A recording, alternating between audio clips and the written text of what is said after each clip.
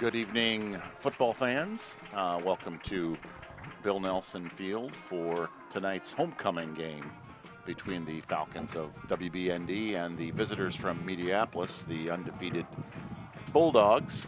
And this is Brian Fleming and Bob Bowen. It's alongside tonight. Beautiful night for football. And Bob, unfortunately, we still have not tasted victory yet this season, and tonight's going to have quite a bit of challenges in getting a win potentially against a very talented program in Minneapolis. You're right, Brian.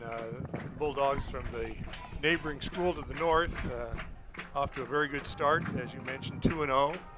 They've got wins over Tipton, 36-0, and over Wapello, 41-6.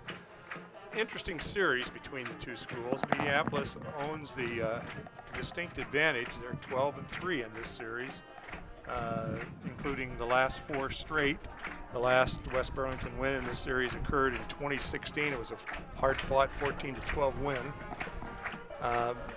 You might wonder that the two schools being this close together have not played more than 15 times in their history, but before district football in 1992 was initiated, Minneapolis and West Burlington were normally in, they were always in separate conferences, so they didn't play there.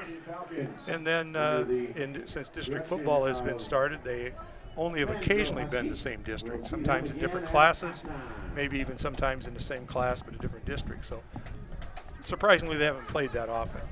But and speaking of scheduling and opponents, I know we both communicated with Coach Bowman over the week, and looking at our schedule over the last 2 years and so far this year, meeting Minneapolis tonight and then playing Mid-Prairie, Fort Madison, and now Minneapolis, those teams are all a combined 6-0, and that's before West Burlington Notre Dame takes on 4A Mount Pleasant next week and start our 3A district schedule versus Solon the week after. So it's not as though things are going to get any easier. The numbers are going to always be an issue with the lack of manpower we have on our team, and unfortunately tonight we're going to be down 2 players. The very talented senior Jack Riley is out with a wrist injury,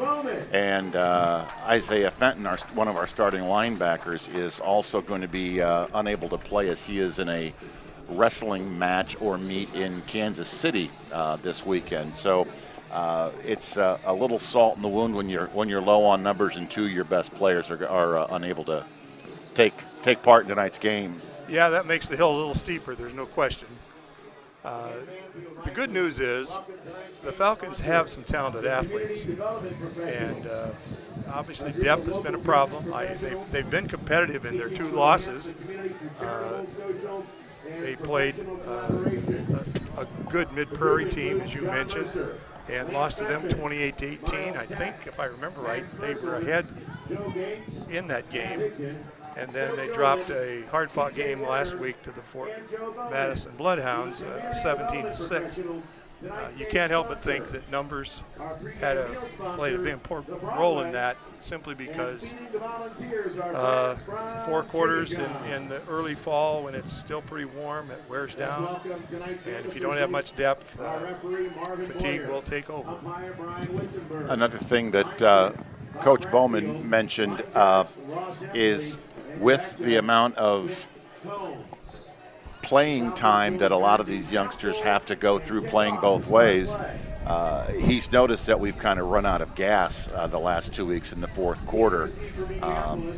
And that's just because they can only be in so much condition and good enough shape to play as much as they're playing. Sometimes there are kids out there playing almost every down of the game. So that'll be something that they'll have to battle tonight against a team. Minneapolis comes in with 18 freshmen. Now, they all don't play varsity, but they only have 9 seniors, and we're just the opposite. We have 4 freshmen and a handful of seniors, and we are now underway.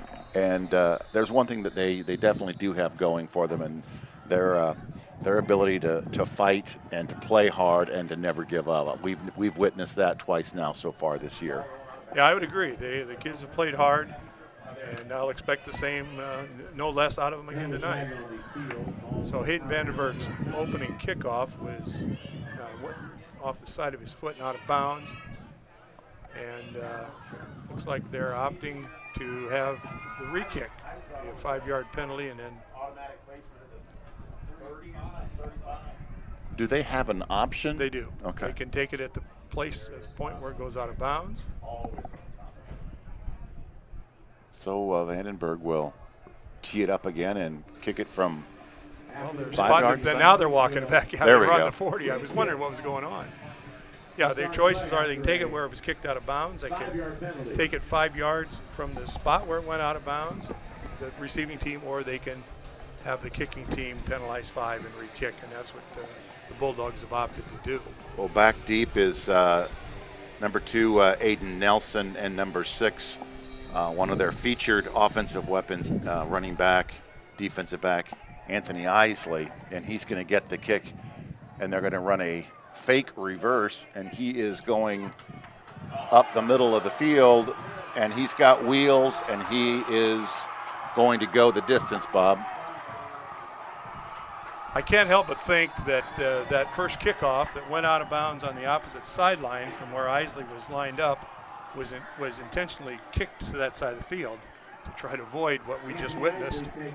And I'm also not surprised that Minneapolis says, we want you to kick it again.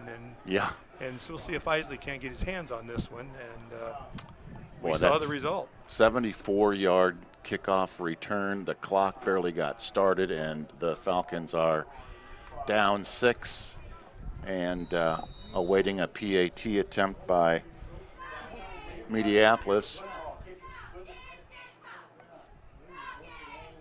And if it is good, which it is not, he missed it. The score will remain 6-0. That might be one of the most surprising things of the night. That is the talented Drew Miller, who we'll talk a little bit about as the game goes on. Coming into tonight's game, he was a perfect 9 for 9 on PATs. So I'm thinking that might have been number 9 that attempted that kick, though. Oh, you think? I think so. I don't know if. Oh, I think it was 5. Was it? Okay. I'm pretty sure. But you could be right. We'll find out if they score again. Let's hope they don't. Yeah. This will be the Falcons' first opportunity on the offensive side of the ball. Well, that's a little demoralizing in a game which obviously they were decided underdogs and hoping to establish a little, if you want to call it momentum, or at least get off on a good foot and feel good about themselves. That's about as demoralizing as it gets to have the opening kickoff return. And that's exactly what happened. Is you recall mid-prayer, we came out and had an excellent opening drive. I wasn't there, but I was told that we drove down the field against Fort Madison in our first and second possession, and so that's a good boost for the team, gives them some morale, some enthusiasm, and boy, that's a gut punch when you're down 6-0 and the clock has only ticked off 14 seconds. This is Miller kicking off, and he is 12 out of 13 touchbacks this year. And it looks like he's going to get another one. Nope. At the goal line, they're going to run it out. And there's a flag. Now takes it back 23 yards. That was Travian Donaldson. I don't know if you can compare him to Isley, but they both are extremely athletic on both sides of the ball. Well, the first comparison is they're both the featured backs on their respective teams.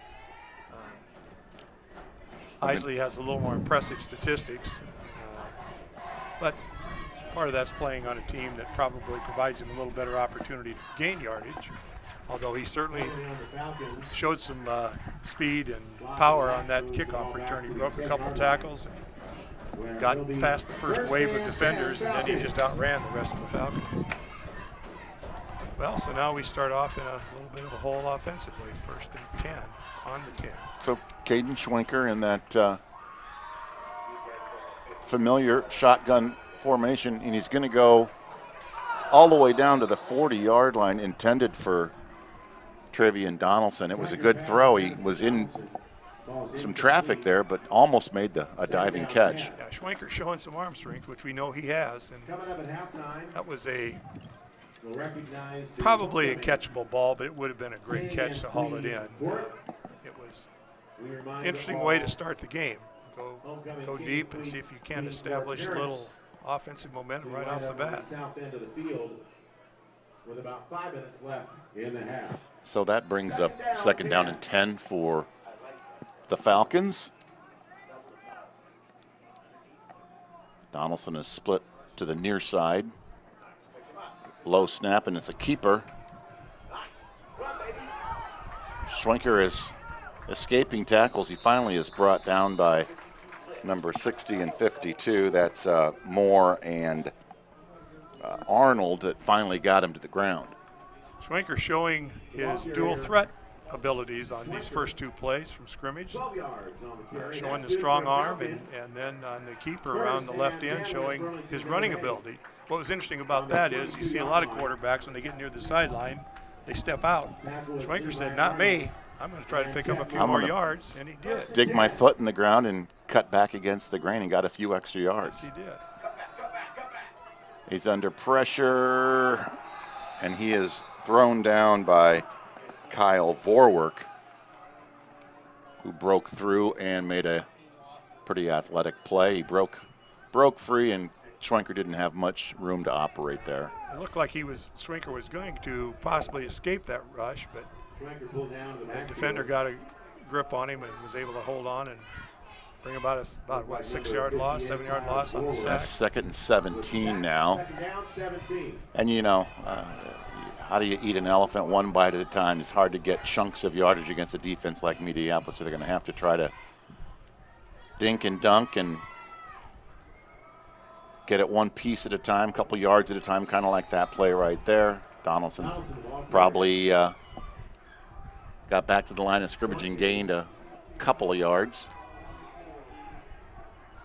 Yeah, when you get that far behind the sticks, it makes it pretty hard to keep the drive going. Right. 3rd down, 14. And I don't know if you can hear it on our microphones, but there is a pretty steady breeze. I wouldn't say it's windy out there, but it's a beautiful night for football, that's for sure. About 79 degrees right now, and field's in beautiful condition, and it's homecoming week here, so I know a lot of the students are excited about that. Be a lot more exciting if the football team could somehow battle for a victory. And there's a direct snap to Travian around the near side, and he's brought down by big number 73. That's Zaven Gordon, 275-pound defensive tackle for Minneapolis. So 4th down and 12. Vandenberg will be back to punt.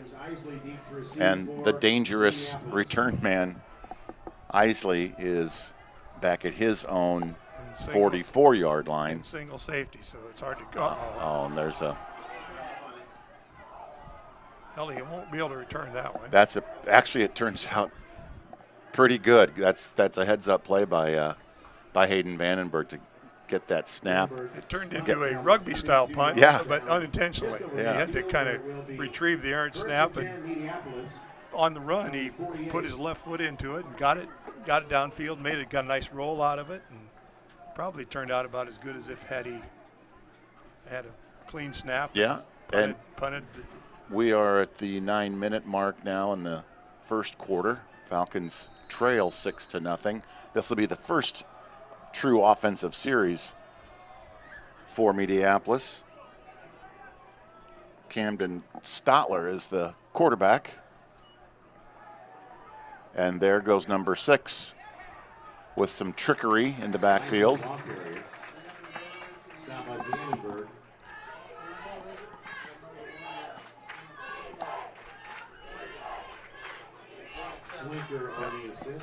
Isley with a direct snap.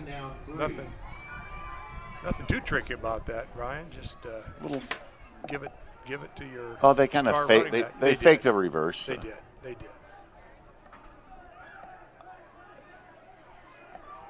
And there's a bad snap. Isley picks it up and fumble.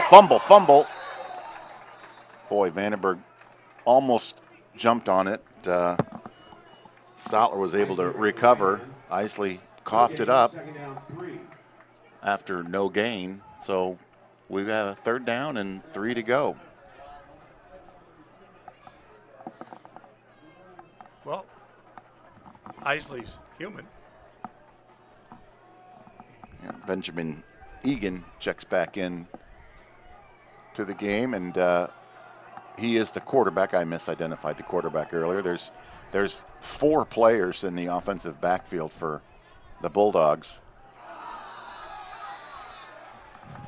And we have a flag, and it looked as though it was a strategic call on their part because they fist pumped because it looked as though their attempt to jump the Falcons offsides worked. Yeah, they went a little hard count, drew the Falcon linebacker into the neutral zone and got the 1st down the easy way.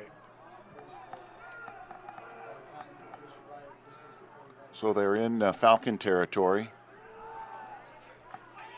There's Egan with the carry. The initial stop was made by Quincy Collins. He got him wrapped up around the waist and tripped him up down by the ankles, and gain of 4.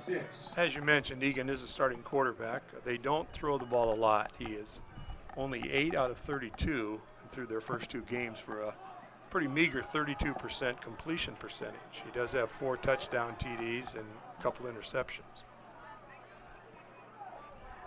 Well, there's the play action, and he's going to keep it and run around and get forced out of bounds by 3 or 4 Falcons. Well, Egan showed a little running ability on that. Keeper. As you can probably hear in the background, that is good for a 1st down for Minneapolis. 6 minutes and 44 seconds clock running here in the 1st quarter. Ball on the 28-yard line. He's rolling right. Ooh, nice stick. Quincy Collins decleated him. Boy, did he hit him hard. And stopped a potential longer gain. He stopped him and maybe gained about 3 yards. Quarterback Egan may decide next time I better unload that. The old slide rule. Yeah. So 2nd and 7. It was a clean but very hard hit.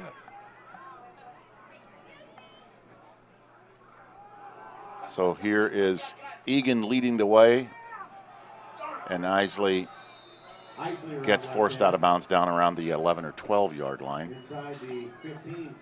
He's an impressive running back, Isley.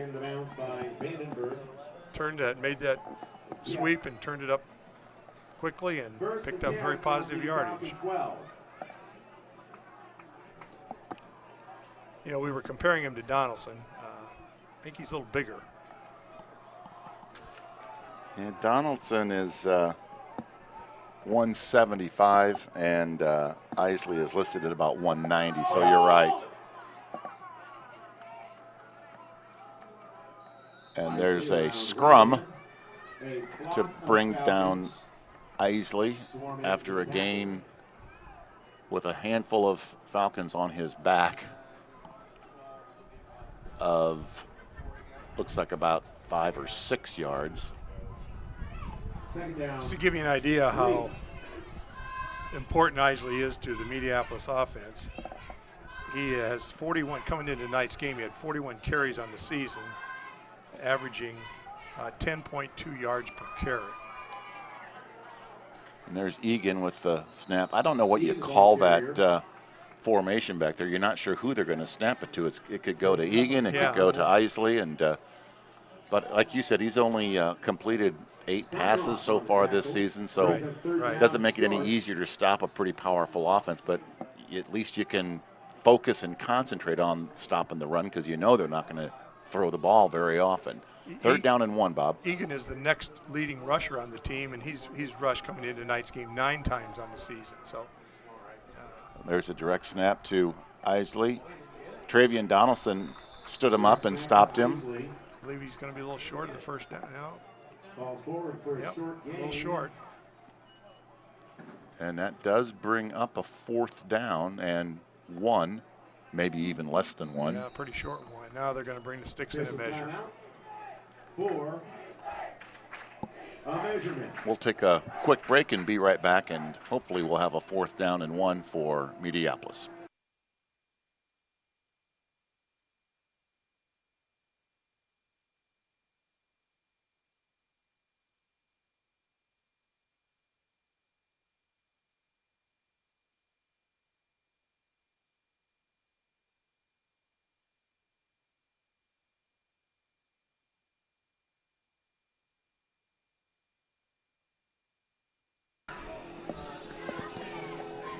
Well, if you're watching online, you probably saw the official indicate it was good enough for a 1st down.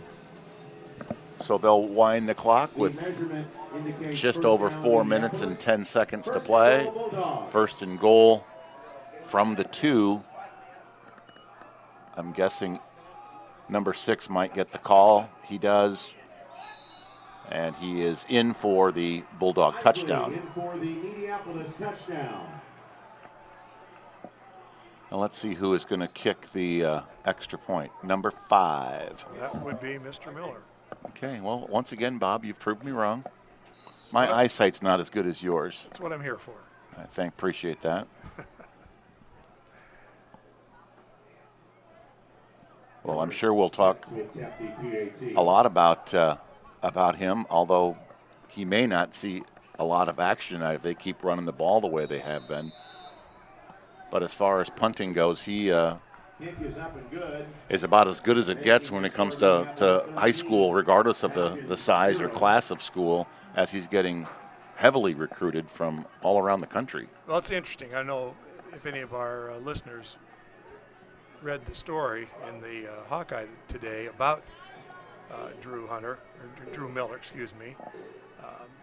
He is the top-rated punter in his class of 2024. He's the 5-star, and obviously it's amazing to have a kid come out of Minneapolis, Iowa, and when you think of all the kids across the nation who have practiced putting their toe into a football, he's considered the best. He actually has he's been offered by Iowa State, which according to that article is very rare. Most punters do not get offered that early, that they save their scholarships until late in the recruiting season. And of course, what's made that extra difficult, and Iowa fans can relate to this, the influx of Australian punters has lessened the opportunity for homegrown talent to get recruited. And so he's kind of a rare bird, to say the least. Well, and if you're an Iowa fan, I mean, the brightest spot that we used to have offensively back in the day was watching Reggie Roby kick it out of Kinnick Stadium. Right. And obviously he went on to an excellent career in the NFL. And, our Australian kicker, Torrey Taylor, is having a All-American kind of year or career at Iowa. And he's fun to watch, that's for sure. It'll be fun to follow Drew and see where he ends up going and see how he hasn't signed. I think in the article it mentioned that he's keeping his recruiting offers open, but certainly Iowa State's in on him early, and that oftentimes is an important factor. A lot of times they build that relationship early on, and that's where they end up going, where they get offered early. But who knows? Lots of things can happen between now and then, and with NIL now a factor, being a little cynical now, he might wait for the highest bidder. Potentially, yeah. Well, it's now 13-0. He made that PAT. And here come the Falcons on offense, and there's Schwenker with a keeper. Shredded some tackles. Yeah. Burst into secondary, picked up a nice gain on first. Yeah. Levi Arnold led the way for the defense, 6'1", 185-pound senior for Minneapolis. Nice little hole over the left side for Schwenker to squirt through, and Second down, 5. broke a tackle and made a nice gain out of that. Well, I know Coach Bowman said numbers may be numbers, but these guys have a lot of grit and a lot of heart, and they're going to make Minneapolis earn everything they get. And there's Travian Donaldson earning a first down with about 11 players surrounding him, some trying to stop him, some of his teammates trying to push him forward, but that clearly is an impressive first down. I believe Trayvon must have thought, I'm going to give you guys something else to talk about besides Anthony Isley for a change. Right. Moore and Wunderlich. Wunderlich was one of the Bulldogs on the stop. 2:58, clock ticking, 1st and 10 for the Falcons on the 38-yard line. Schwenker was trying to get that ball out to Getty Bowl, and he overthrew him. 2nd down and 10. Ball's incomplete. You know, back to the punting, it's becoming almost an art form these days with the way they can spin it, and they have these different techniques. And, of course, Iowa's punter is exciting to watch because he can, you know, he truly had a major impact on the outcome of that game, although it was not the prettiest game. But thanks to his field position and having them start inside their own 10 3 different times, certainly helped the defense pin them back and We got force 2 safeties. We got a hold coming up. Nice completion is going to be nullified. That's too bad. He did find Levi Fletcher Bates over midfield, which would have been good enough for a first down, but we do have a flag. But a penalty marker in the Falcon backfield. Yeah.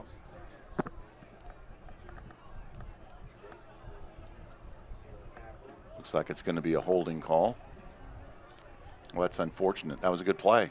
Yeah. Well executed. Yeah. Again, Schwenker showing his arm strength. Well, we go from 1st and 10 inside Minneapolis territory, now backed up 2nd and long, back to their own 25. Yep. On a night like this, when a quality opponent like Minneapolis, Falcons can ill afford those kinds of mistakes. Yep. It's cliche, but it's true for almost any game, regardless if it's high school, college, or NFL. You've got to limit turnovers and big mistakes, and that was one of them. That was Schwenker with the keeper around the far side. Didn't make much, and we are looking at 3rd down now, Bob, and 25 on our own 24-yard line. So we lost a yard on it. No, he carried that. Excuse me. He did lose a yard. And I haven't seen anything out of Carson Jones yet. I know last game we were talking about some of the plays they've drawn up for the big tight end. Let's see if they can find him. I think that's there he is. Right, as you called. Pretty good job by Schwenker to escape 2 guys in his grill and get the pass off. And maybe we've got a late flag here, perhaps a face mask. It was at the end of the run. That's what makes me think it might be on the defense. Let's see what they come out with. They're having some discussion yet. Here's the call. Personal foul. I could read his lips. He said after the play was over. Yeah. So Personal foul is the infraction on the Bulldogs. So that is a big mistake that we're trying to avoid, and in this case it's going to be a benefit as we march all the way down almost to midfield after that completion to Carson Jones. Yeah, I got most of that yardage back, what they could have had they not had that holding penalty after that long pass play. Well, I thought that would have been enough for the first, but it's not. It's 4th down and 2. Yeah, and the personal foul is not an automatic first down. Okay. Schwenker gave it to Donaldson, and he definitely got Donaldson, the ball the carrier. first down there. It's going to be close. I Up think to the he's. 48-yard It's line. hard to say right now. Yep, he's got it. Yeah. That's good for a Falcon. First down Falcons. Under a minute to play here in the first quarter. Falcons trail 13-0. First and 10 on the 40. It's good to see. They had a fourth and two or a little more than two, and just used some power football, got good blocking up front. Donaldson did the rest, picked up the first down.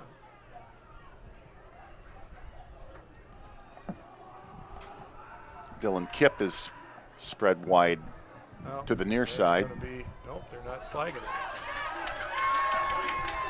Quicker up over midfield. I thought perhaps we were going to have an illegal shift. It was a little movement and a man in motion. That's good for a Falcon. But that's, I shouldn't be trying to officiate from up here, should I? West Burlington Notre Dame. What's that? I wasn't sure if that was Schwenker on the carry or was it someone else. Well, I wasn't paying unfortunately, attention. I turned my attention to the official to see So- if he's going to throw his flag. Well, with less Ask than ask your brother. was that Schwenker on that last carry? Score Minneapolis. I thought it was. 13. Well, we'll find out and get back to you in just a moment as we prepare for the start of the second quarter At the half. here at Homecoming 2022.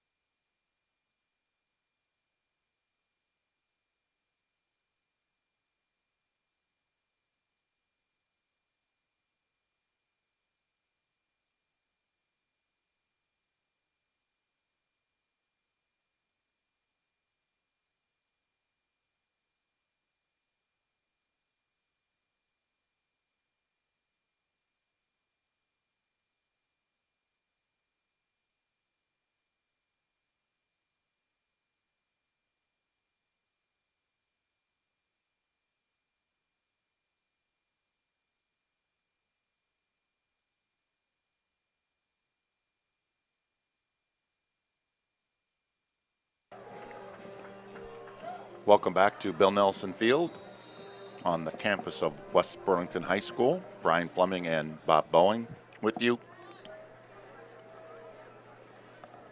First down and 10 for the Falcons. Guys, wide open. And Carson Jones makes a acrobatic catch, uses his height, and that is a touchdown for the Falcons. Touchdown Falcons. Well, that's a huge play. That's a huge play. It's got to do wonders for the morale of the green-clad football team. 42-yard hookup, Schwenker to 6'6" or 6 foot. How tall is he?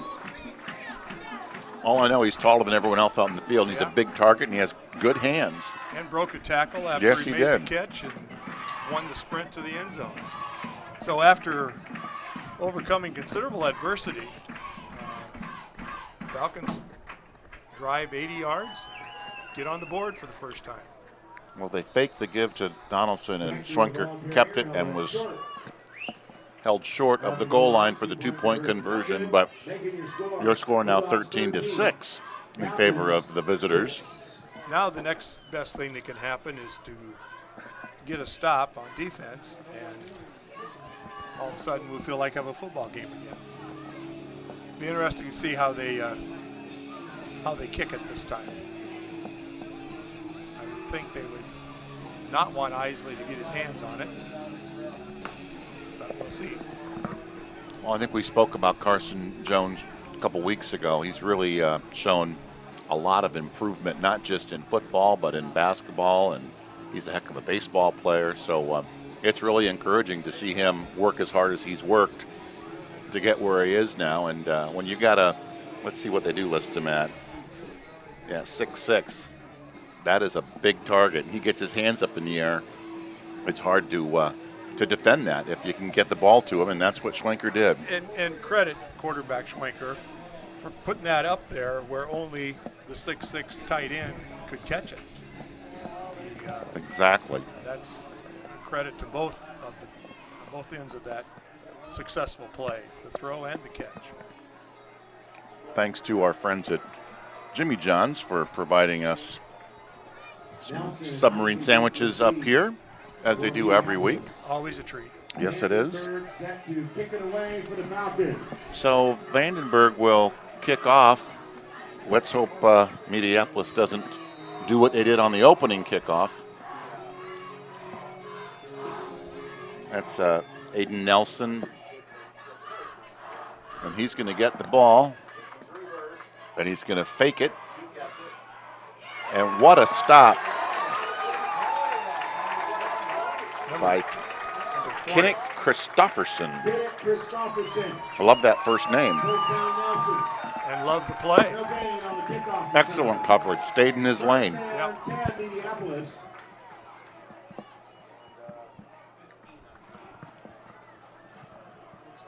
So they're going to have to drive 85 yards for a change, which and I think we're walking off back further. I did not see the flag thrown. Feeding the Falcons this week. The Broadway, a proud supporter. It's like it must have been a holding half the distance. So it was a I never 15. saw the hanky. I didn't either. Preliminary signal holding Minneapolis. What's that? Back near the 7-yard line, where it's 1st and 10. Bulldogs. You're getting play-by-play, but not. Oh, okay. I don't know. I just told that. Thank you. We've just been informed that the video portion of the webcast is not functioning right now, but you can still hear us, so we'll keep giving you the action and see if we can get somebody from the school to. I'll let you describe the action, and I'll see if I can get some technical assistance up here. 11 minutes and 12 seconds ticking away here in the second quarter. 9-yard gain on that first down, so it brings up a 2nd and 1 for Minneapolis. Not surprisingly, they snap it to Isley. Escaped a couple tacklers and Isley, the ball carrier. is brought down Kip by Dylan Kipp. and Fenton. For the Falcons. Well, that That's can't good be for Fenton Minneapolis. First down. because he is wrestling in Kansas City. But it looked like it was number 9 that made the stop. Nonetheless, it was 1st and 10 Bulldogs. good enough for a Bulldog first down. But you're right, the amount of momentum and positive thinking that, hey, we can go down and score a touchdown just as well as they can. So 13-6, as you said, Bob, it is truly a football game. Here's a reverse. And that's number 4 for Minneapolis. Schmidgall, Noah Schmidgall, got the handoff in the backfield and scampered around the near side over towards the hash. Vandenberg and Getty Bowl both on the stop. He was almost tripped up right when he received the ball, but he escaped the tackle and got a first down for Minneapolis. And there's a rare pass complete to number 10 Stotler. So he now has 9 completions on the year. Yeah. To Camden Stotler. Schwenker on the tackle. Gain of 8. As I said, they don't throw it a lot. Sometimes that makes your passing game more effective when it's a little less expected. It's a pretty safe, just a little rollout. Almost a little dump pass. Yeah. And Caden Schwenker Little making his yards presence known on the other side of the line of scrimmage.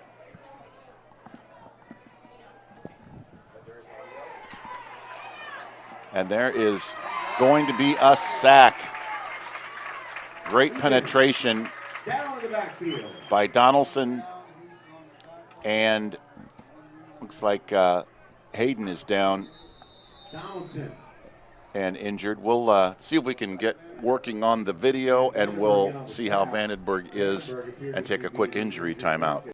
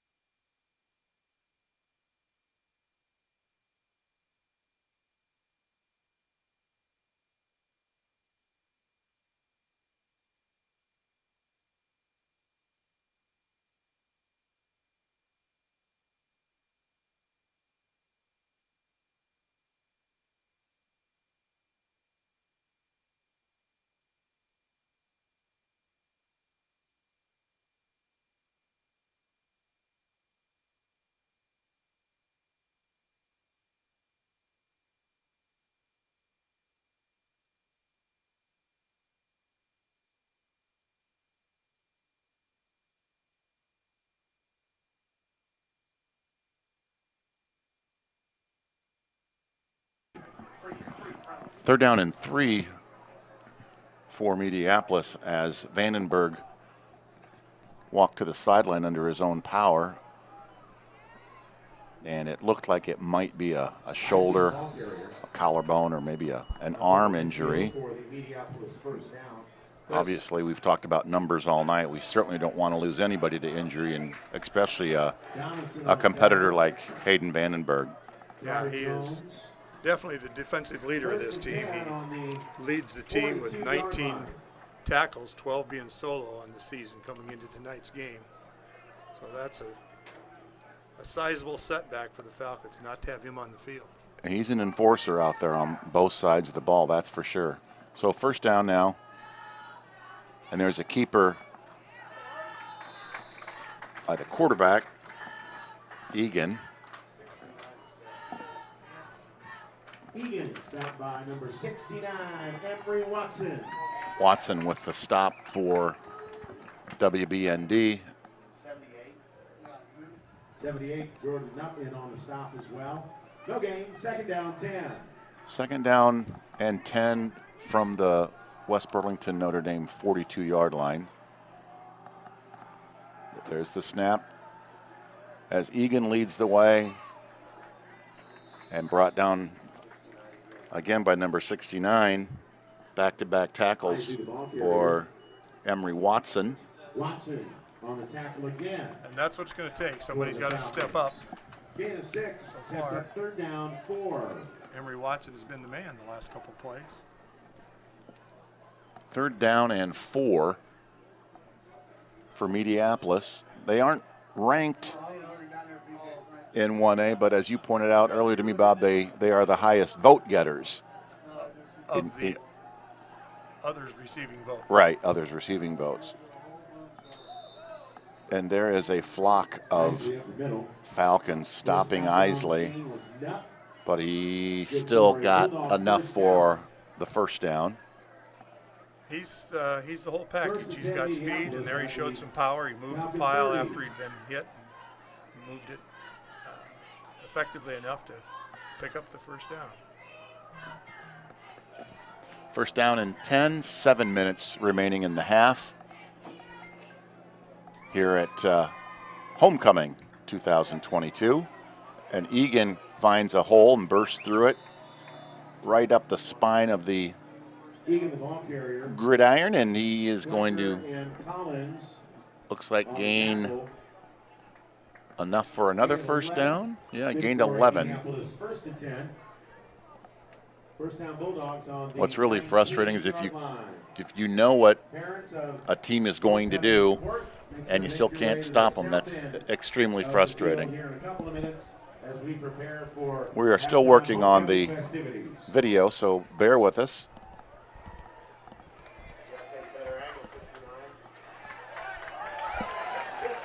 A nice tackle Isley around right hand. to get Isley out of bounds Collins.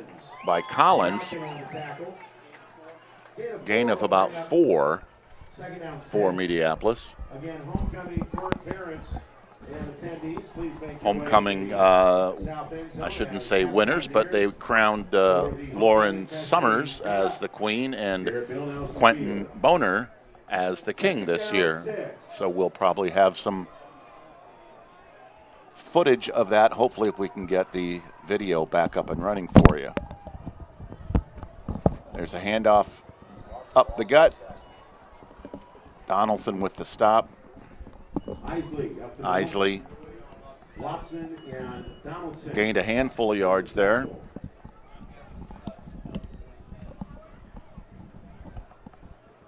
Coach Bowman is trying to shuffle in some fresh defenders up front there, First and goal from the 7. because our defense is going to be on the field, it looks like, a lot more than our offense, at least so far tonight, Bob. Egan with, he fumbled it. Egan fumbled the ball, and it looks like the Falcons recovered it. On the play, recovered by the Falcons. I didn't see who hit him, but he hit him hard enough to jar that bar loose and alertly jumped on it. Not sure who recovered for the Falcons, but nonetheless, that stops about a 7-minute drive for Minneapolis and a definite scoring opportunity, First and 10 Falcons. which gives us 1st and 10 on our own 1-yard line. What a great break. Great timing.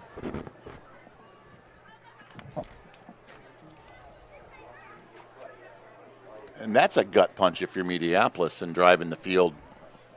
You get down to the 1 and cough up the football. So heads up play by the Falcon defense. And we're going to take a break as a timeout is called by West Burlington Notre Dame.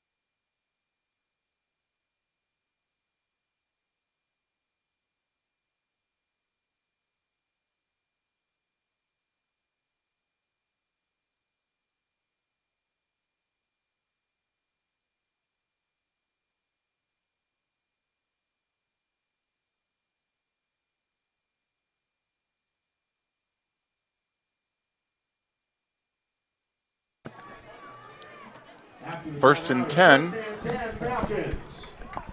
from our own 1. I don't know if there's going to be time before halftime for a 99-yard scoring drive. Oh, my goodness. Intercepted. Intercepted by Minneapolis. Well, you got to admire the gutsiness. Yeah, I think that's- the Falcons are saying, we got to take some chances tonight if we're going to hang with this Jackson Hutchinson. Opponent by Hutchison. Dylan Kipp on the tackle. Will be first and 10 Bulldogs. Dylan Kipp made the stop. On the 21. I like the call. just overthrew his receiver, and there was a little bit of traffic there, and Hutchison made a heads-up play and picked off Swanker's pass.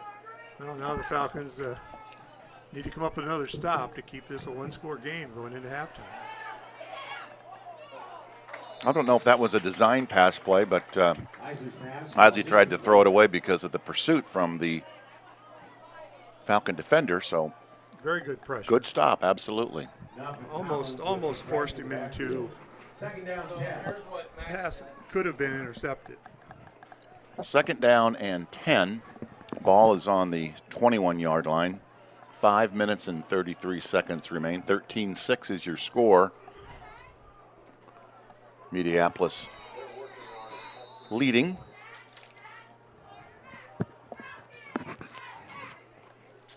And we have a flag. Penalty marker on the field.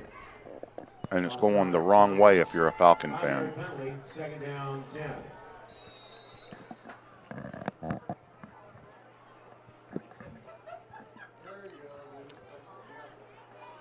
Second down and 5 on the 16-yard line for the Bulldogs.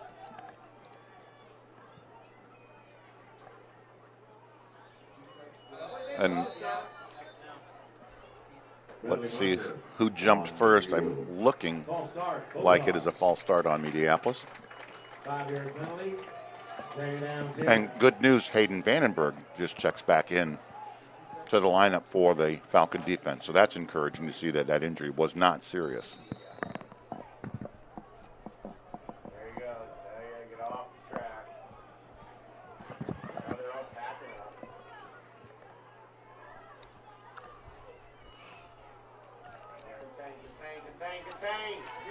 Isley takes it around the right side, and Donaldson makes an impressive stop.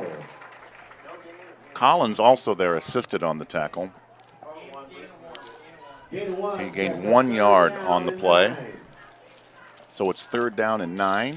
Clock is still running. 2 timeouts left for Minneapolis, 3 for the Falcons.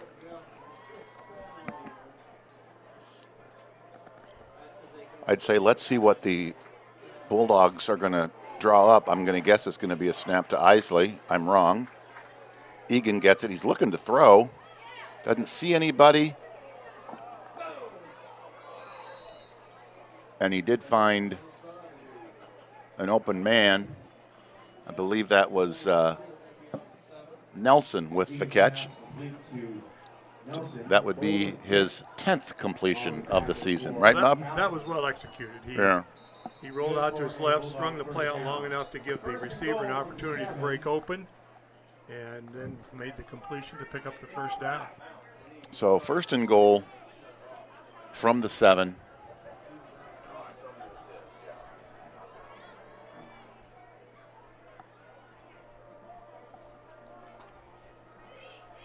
And Isley gets the snap, and he has a wide open hole. Another fumble, but it looks like the white jerseys jumped on it. Almost a instant replay of the fumble last series. Seems to be a little careless carrying the football. That's, what, the third time now the ball's come loose when he's been hit. I think Egan might have fumbled one as well. You might be right. And there's Egan with a sneak over the left guard. And he is in for the Minneapolis touchdown. Touchdown Bulldogs. Egan in for the score on the quarterback sneak. Unfortunately, we are still experiencing some technical difficulties with the video, as you obviously can see. Yeah. We've got several IT experts that Bob Bowen and myself are not. So we'll try to describe the action as best we can without video. And the PAT for Minneapolis is good, making your score 20-6 in favor of the Bulldogs. We'll be back with more football right after this.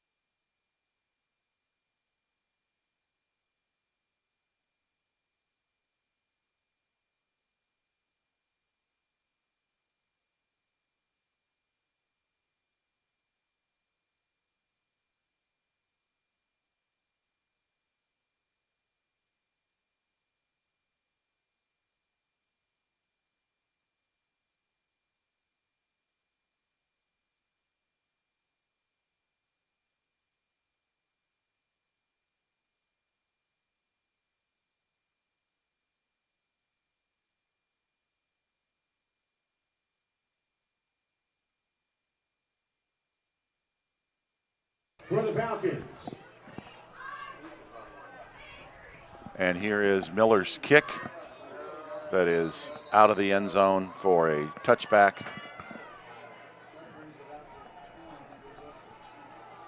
Your score, Minneapolis 20 and the Falcons 6 here on a moonlit homecoming night, beautiful night here in West Burlington. The score isn't beautiful, but we've had a couple of opportunities. Unfortunately, a turnover as we were driving after forcing and recovering a fumble at the goal line resulted in the most recent touchdown for the Bulldogs. Here's Schwenker, gives it to Vandenberg. A little change of pace there. A little cross buck action, and he gets about a yard, bringing up 2nd and 9. Vandenberg, the ball carrier. Gain of 1. Stop by Morgan. 2nd down, 9.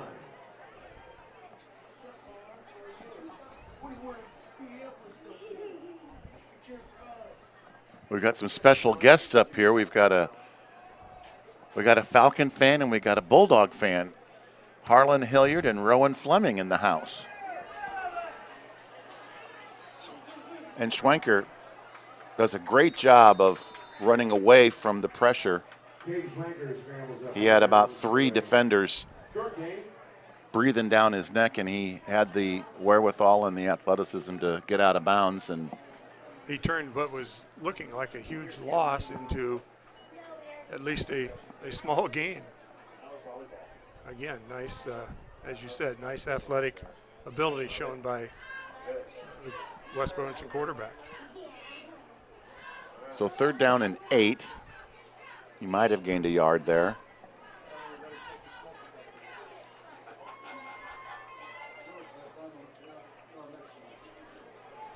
Nice little spin move. He throws it complete to Vandenberg. Vandenberg is down after the nifty reception, holding his knee. But the result, outside of that potential injury, is a 1st down. Well executed play. Schwenker, as you mentioned, did a little reverse pivot, rolled out to his right, hit Vandenberg in stride down the right sideline, picked up a big 1st down. Keep the drive alive, and still 3:07 left in the quarter. Time to still get it downfield, get it back to a 1-score game. Although I see our officials are having a conference of some kind here right now. What will you guess that conference is about? I'm not sure. I didn't see a flag thrown. Oh, we have an injured player. Player. Yeah, Vandenberg. Okay, it was hidden behind the bench. On the other side of the bench, I couldn't see that. Why don't we continue to work on the video here, and we'll take a quick break and come back as soon as they get Vandenberg tended to.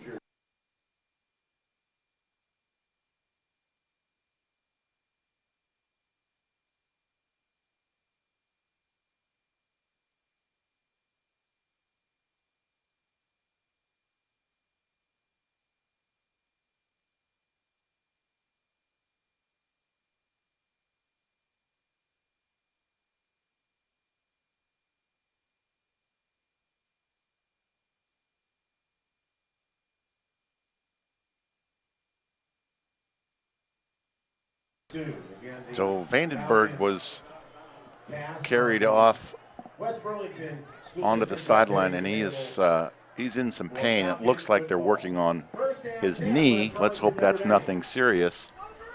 But he did gain a very timely 1st down on that reception. Schwenker eludes Isley's rush, but we do have a penalty marker on the field. It's usually the holding area at the line of scrimmage. That's got to be about the 4th or 5th holding call we've seen on both teams tonight combined. There have been a few.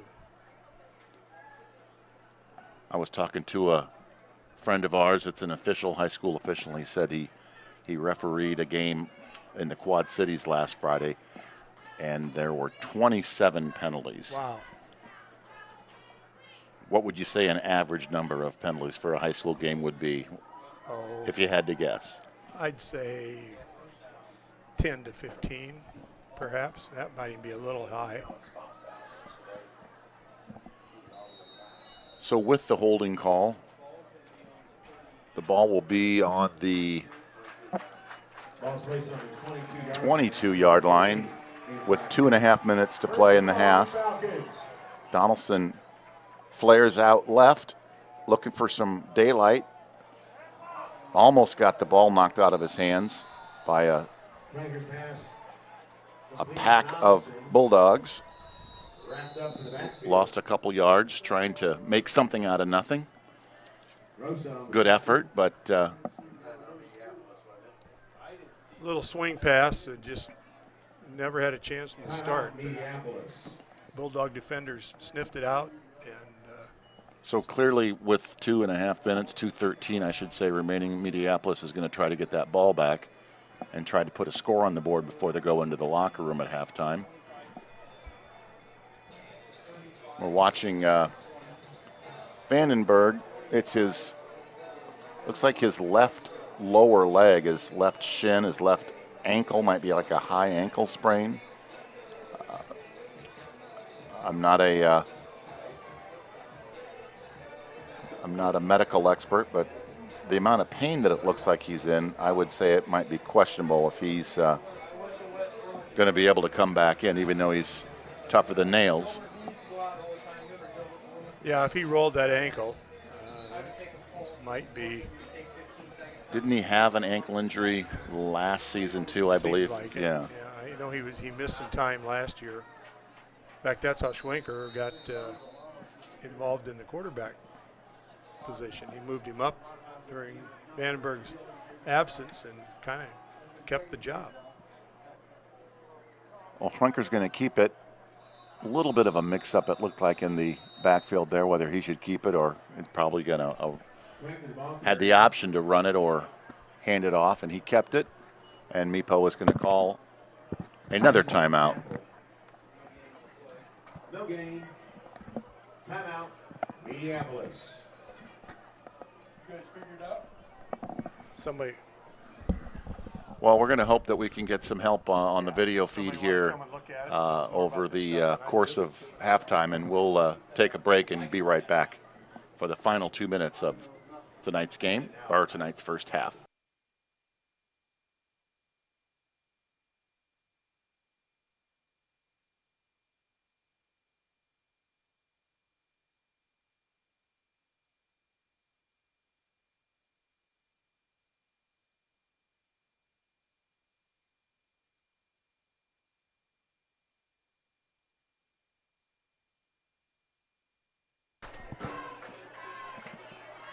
Back with you live from Bill Nelson Field, homecoming Friday night in West Burlington. 2nd down and 31. And one concern we have, although that wasn't a concern, Travian Donaldson around left end for a big gain, but our punter is Hayden. Yeah. And I don't know who the backup punter is going to be. But that brings up 4th down, and how much did he get there? 13 yards on the carry. Brings up 4th down. About 13. So let's see who is We're about to find out who the number backup punter 7. is. Quincy Collins. No, excuse me. Levi Fletcher Bates. Okay. Falcons. Isley is back at the 35-yard line. I'd say the best thing for him to do would be just squib it on the ground away from him. Good kick, good height. Takes a. I thought it hit one of the Minneapolis players, but it must not have. And they get the ball with a minute 47 remaining in the second quarter. Actually, it wasn't a bad punt. No, it was not a bad punt at all. Good hang time. That was the key to that. Made it pretty difficult to return. Fans coming up at halftime, not only the introductions of our homecoming court. I would say any time that a punt prevents Isley from being able to return it, it's a successful punt. He is proven to be dangerous. We saw that on the opening kickoff where he scampered 74 yards for a touchdown. And here he is again. And he's got room. Breaks a tackle. Isley, the ball carrier. C.J. Davis made the stop. Ran him out of bounds after a gain of about And getting 12 back to 13. Vandenberg, we're First watching down, him Minneapolis. with Aaron Bush from Great River Health Systems, getting him up on the bench to get that weight off of his ankle.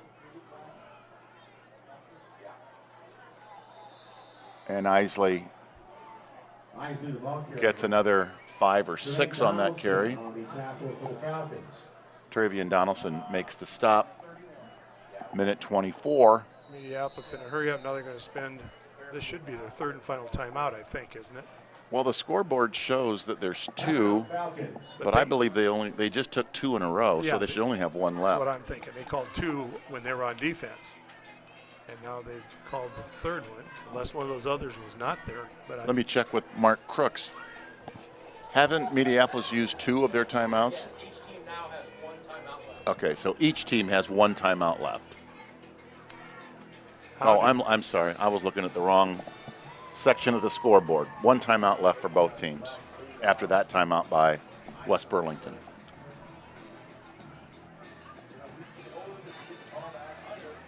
So the Bulldogs have a minute 22, 31 yards to go, and 1 timeout. And we have one of our best defenders on the bench with a banged up ankle, which is unfortunate because you know how bad Hayden would like to be in there right now competing. Yeah.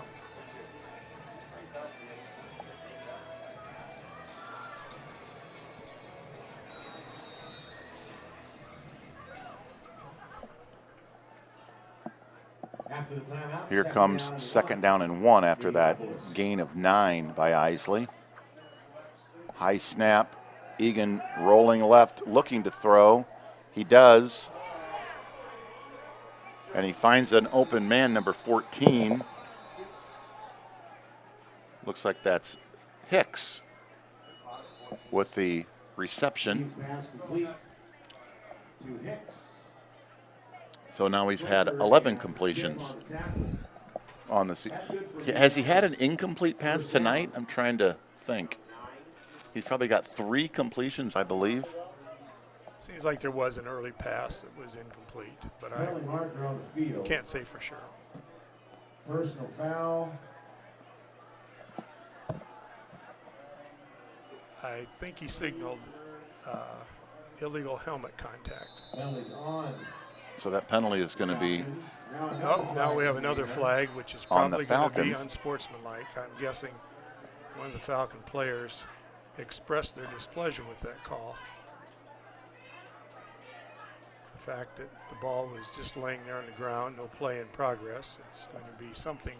well, the ball's on the 5, so it's only going to be half a distance to the goal, I'm assuming. And it is unsportsmanlike as a signal. Well, you hate to see that, but it could have been more crippling if it was. I see one of the players came off the field. I'm guessing Unsportsmanlike conduct on that the may have Falcons. been the guilty. Inside the 5-yard line. See a for couple of teammates Minneapolis. comforting him. I think that's Getty Bowl.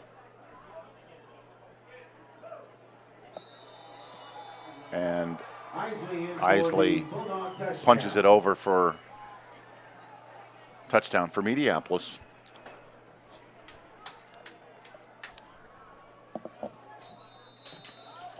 Another flag, and that looks like it might be a More of the same. unsportsmanlike call against the Falcons. Let's see. Obviously, it's frustrating when you haven't won in a year and 2 games. And there's a bit of a rivalry here since Minneapolis is so close to Burlington. A lot of these guys know each other. Well, there's frustration and there's ways to take it out, but this isn't a good way to take out your frustrations. I'm sure Coach Bowman will address that tonight, and then as they prepare for next week, that's just a backbreaker. Although the touchdown is already counted, and here's the PAT attempt. Snap, the hold to Egan. Kicks up and good. And there was a little contact after the kick, but there's no penalty, and the kick is good, making the score. I think they have the option of taking this penalty on the ensuing kickoff. Was there a penalty on after the PAT? No. Oh. The one prior to the PAT. And I think on a PAT, you have the choice of taking it half the distance to the goal or the ensuing kickoff. So it's a difference of a 1.5 yard penalty, which sometimes teams take particularly if they want to go for 2. But in this case, yeah, he's already there spotting the ball on West Burlington's 45, so that's the 15 yards. Well, less than a minute to play in the second quarter. That makes the score now 27-6 in favor of Minneapolis. Which, with the kicker's leg, Drew Miller's kicking ability, 15 yards isn't going to make much difference. He'll probably put this through the uprights into the high jump pit back there. Yeah, he didn't really need 15 yards in order to get a touchback. Right. Although he did have one earlier kick that resulted in a non-touchback, only his second one of the season. I have a feeling this will not add to that total.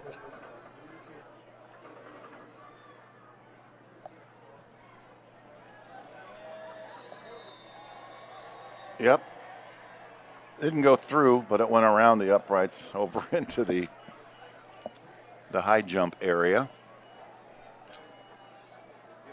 So ball will come out to the 20 for the Falcons, 1st and 10.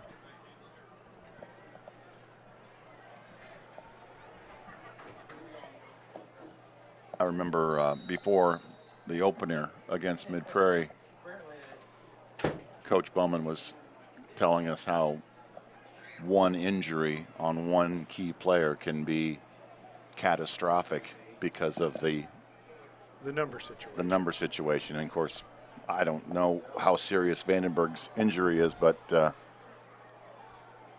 let's hope it's not. It does not look promising, at least for him to return to the game tonight. Face mask. We saw it from up here. The officials did not. Travian got out of bounds after a short gain. Isley pushed him out of bounds. 2nd down and 9. Clock stopped since he went out of bounds with 47 seconds to play.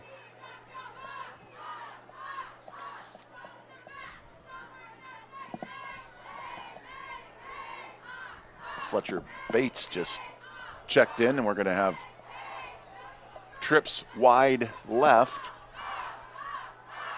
Is he going to throw it? He's not. He's going to hand it off to Donaldson. He finds some room, gets through a crease.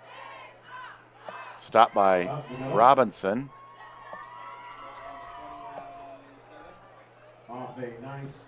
And 73, that almost 300-pounder Gordon came up a little gimpy. Looks like he's going to stay in there. He's okay for Minneapolis. This will be the last play, I'm assuming, of the second quarter. Schwenker keeps it.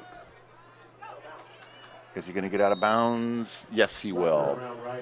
And that is a first down for the Falcons. First down, so extends a quarter. 12 seconds to play. That's good for a Falcon. I think they might take a shot downfield now that they've got it out. I mean, it's not desperation time yet, but no. What do you got to lose, right? Might be. He certainly got the arm to get it downfield. Got some wide receivers out left, as you mentioned a couple plays before. And back to pass. Uh-oh, he's in trouble. And down he goes. Schwenker tackling the background. Levi Arnold Backfield, and that will do it for the half with your score. makes the sack, Bulldogs ends the quarter. 27, The score, Minneapolis 27 Coming up next, and the Falcons 6. introduction of your homecoming Once again, we quarterback hope to bring you the video as soon as we here at possibly Bill can, Nelson Field. but we'll take a break during homecoming and hopefully see you in a few minutes.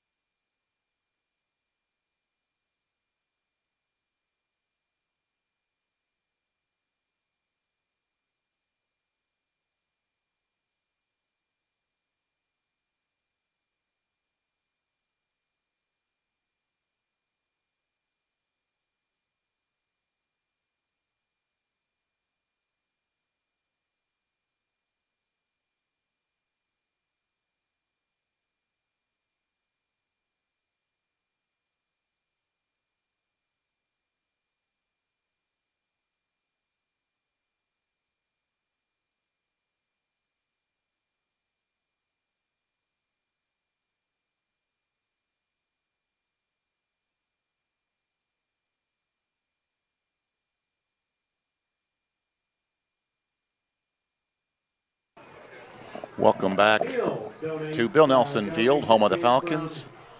Homecoming 2022.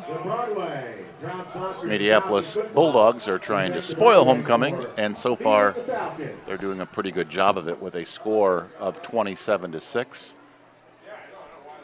Drew Miller is going to kick off to start the third quarter.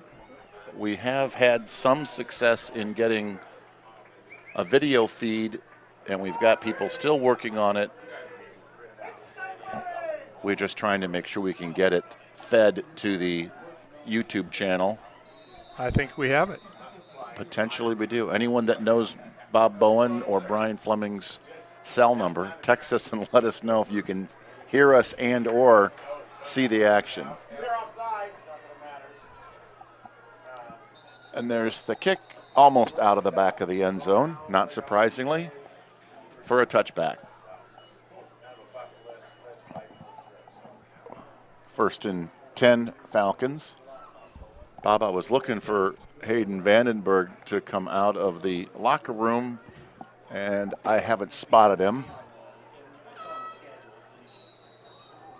No, I'm guessing he was. I'd ask athletic director extraordinaire Coach Housel if he has an injury update for us, but he's busy trying to get our video feedback going. I think we've got it, but it would be nice if someone other than me could verify that. How about Andrea Bowen? Isn't she a loyal viewer and or listener? She has been. Well, there's Donaldson breaking free, gets almost tripped up, and gets thrown down by Isley. You might be able to hear some disgruntled PA announcers in the background that saw a face mask, and the officials did not. Nonetheless, heck of a start for our first series from scrimmage here in the third quarter. First and 10, a gain of 1.5 miles. I don't know exactly what the yardage was, but boy, is that a nice burst of speed. Yes, it was. Trayvon broke through on the right side and rumbled for. Well, as soon as the cameras came back on, we get a big play. So let's keep the lights on. There you go. And let's keep the video going. And Schwenker is going to try to throw it. And it falls incomplete, intended for Kip.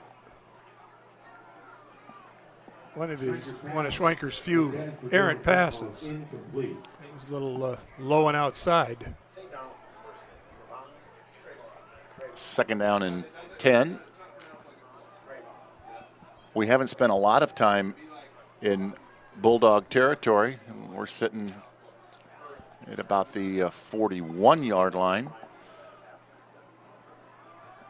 Obviously, the Falcons want to keep this drive going, keep the momentum going to try to get back in this game. Trayvon had nothing up the middle, and the quarterback Egan was able to bring him down for a loss in his own backfield. That's probably one of those instances where. Oh, Heidi Schwenker-Rem is reporting that they can hear us, and we sound fantastic, she says. Half of that's probably true. Yeah, that's our friend Heidi, who is Caden's aunt, I believe. Happy belated birthday, Heidi. Good to know. Thanks, Heidi, for the update. Feedback. Yeah. It's nice to know someone's out there listening to us, but she's just watching Caden.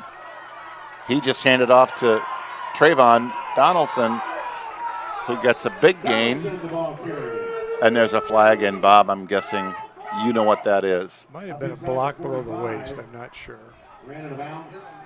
Or clip. No. Just hold. I'm getting a report that Schwenker is Heidi Schwenker's cousin. Okay. So thanks again for the report, Heidi. As you might, again, be able to hear, there are some disgruntled fans that didn't like that call. Wouldn't be a football game if we didn't have some upset fans on a call or a missed call. Well, probably what adds to their frustration is it looked like there probably was a face mask at the end of that long run by Trayvon earlier in this quarter that was uncalled, and I understand as a longtime official, you think that 5 sets of eyes would see everything, but you don't, and they don't ignore those on purpose. You just sometimes aren't in the right angle or the right position to be able to see it. And officials are human, aren't they? they seem to be. Yeah, sometimes. There's Trayvon again looking for daylight, and there's nothing there. He's Tried the short side. They've had some success so far in this drive. At that time there was a lot of penetration, and play never had a chance from really from the get-go. Well, So- after a promising drive, a couple long runs, we now are faced with a 4th and eternity. 21, yeah. So Fletcher Bache will be back to punt it away since Vandenberg is not able to, and that almost got blocked, and it was not a good kick. Speaking of Hayden, I see he's standing on the sideline with a crutch. Oh, you're right. So that's actually, you got 2 crutches. Or a pair of crutches. Either way, it's unfortunate for, Yes, it is. for the team and for him as well. So Yes, it is. he won't be back tonight. Let's hope he heals up quickly. So 1st and 10 now for Minneapolis. 10-12 remains. Score 27-6. It's been the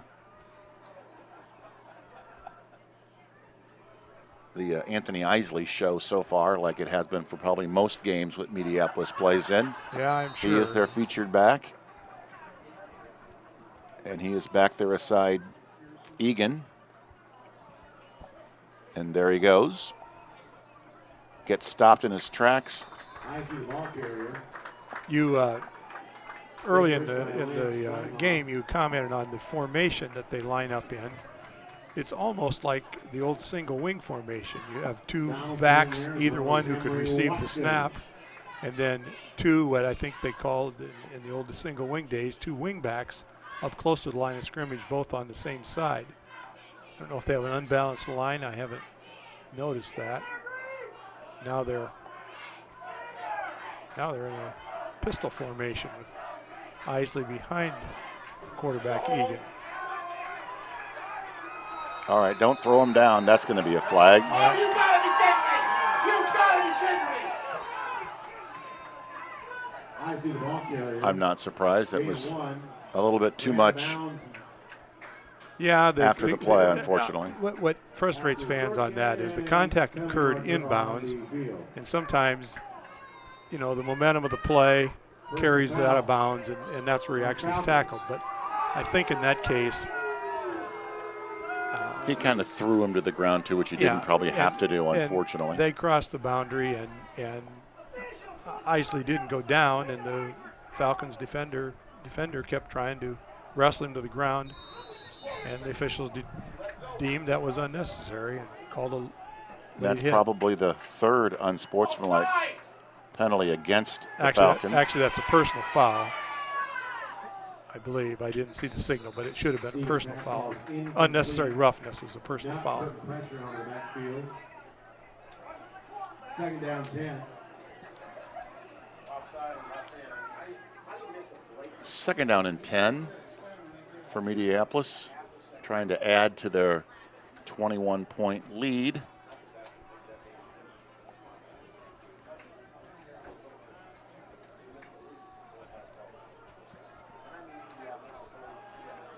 Tell you, Bob, it's probably a little boring at home to listen to us say, there's the snap. Ooh, I was just going to say direct to Isley, but he mixed it up a little bit and handed off to a tailback, number 12, Jackson Hutchison. They used one of those up backs that time, which they've not done very often tonight. I don't remember many other plays where 3rd down 1. someone other than Egan or Isley was carrying the ball. When you see defenders up front for the Falcons with their hands on their hips, that means they're winded and they're tired, and the defense has been out there quite a bit tonight, so it's understandable. And I think we're going to have a timeout. Why don't we step away and we'll be back Now right after this.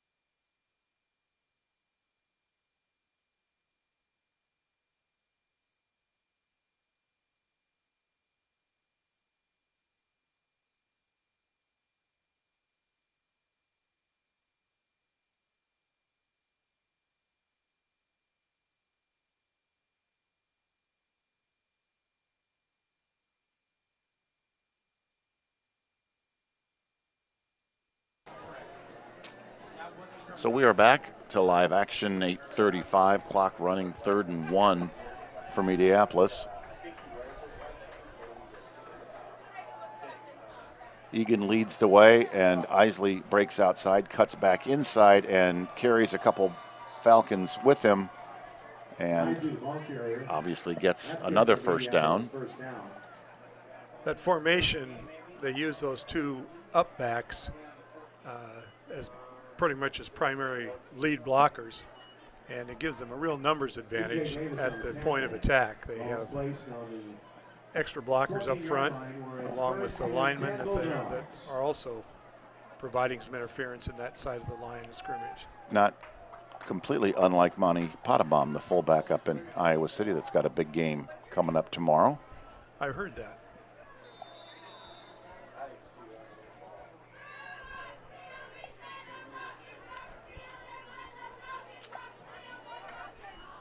Well, the odds makers think the Hawkeyes are 3.5 points better than the Cyclones at Kinnick Stadium. I hope they're right. Don't the odds makers always calculate 3 points for home field? Yep. And certainly Iowa has that shown in last week's game, the crowd advantage. So. Defense can't win every game for you, that's for sure. Let's hope the Falcon defense can stop this touchdown attempt. There's the throw, and it is outside the outstretched arms of Nelson. Really good pressure put on the quarterback that time. He still nearly completed that pass in the corner of the end zone. Just a little up beyond the outstretched arms of the diving receiver. Well, now I'm looking at Donaldson over on the bench sideline area, and it looks like he might be banged up a little bit. Let's hope not.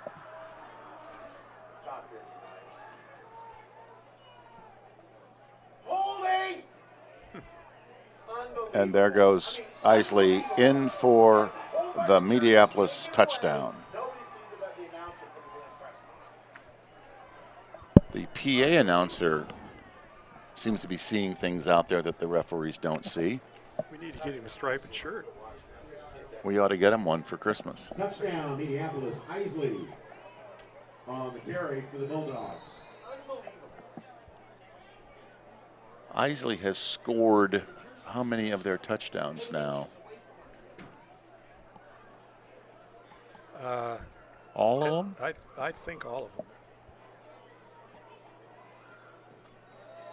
And the PAT is good, making your score 33-6 in favor of the Bulldogs. Let's regroup and be right back after this.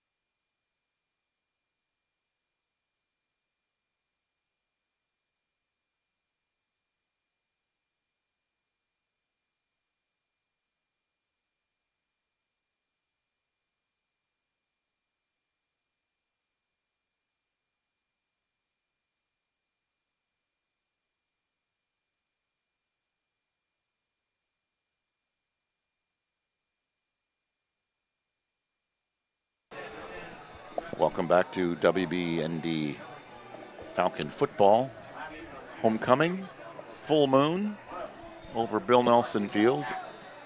That's the most beautiful part of the night right now. That's right. Well, anything can happen on a full moon, right? And oftentimes does. Well, we could use some good luck. We have already discussed Hayden Vandenberg's injury. He's on crutches, and we were watching during the break there. Trayvon Donaldson does not have a helmet on, and he is loosening up and trying to run off whatever is ailing him. I'm not sure if it's serious or not, but he is not going out for this series, which is obviously unfortunate. Yeah, the ability to move the football just was made much more difficult with number 28 on the sideline. And talking about those numbers again, or the lack thereof, I believe the Falcons have 36 kids on the roster. The numbers are so low they had to cancel the junior varsity season because they couldn't field a team. And 14 of those 36 players are seniors, leaving next year in serious question in regards to how's Coach Bowman going to field a team if they don't have the numbers, which is very disappointing for everybody involved. So Schwenker's going to come out throwing, and the catch is made by Kip, I believe. Oh, it fell incomplete. My bad. It did. While you were researching there a little bit, we had another penalty flag thrown against West Burlington, that time for an illegal substitution. They had 12 players in the huddle, which is, if it's caught in time, then it's a 5-yard penalty for illegal substitution is what they. So that makes it 2nd and 15 with that Correct. 5-yard walk-off. Correct. And without Trayvon in the backfield, I'm going to guess Schwenker's going to try to throw. He's looking. Oh! And the catch is made. Matthew Booten with an acrobatic catch after it was nearly broken up by the Minneapolis defensive back. And there's a nice spark for the Falcon offense, Bob. The defensive back, I think, got a hand on it, kind of tipped it up in the air. And Booten says, I can snatch that thing and take it downfield for a few more yards. Very good awareness and a heads-up athletic catch by Booten. Yes. 1st and 10. Here come the Falcons. Unfortunately, here come the Bulldogs in the other direction and throw Schwenker down for a loss of yardage on the play. I would guess the Minneapolis defenders are sensing that West Burlington's main offensive weapon is going to be through the air, and I think they're just kind of teeing off. And it looks like Trayvon is working on his right calf. He's got some kind of a massage tool down there. It looks like he's trying to maybe work out a muscle strain or a cramp. It doesn't look too serious, but yeah, you almost wonder if he cramped up. Oftentimes when the trainers or the assistant coach takes the helmet away from the player so they can't go back out on the field, it looks like one of the assistants grabbed his helmet, but he's working on his calf, and while he works on his injury, we'll take a quick injury timeout and be back with you with your score 34-6 in favor of the visiting Bulldogs of Minneapolis.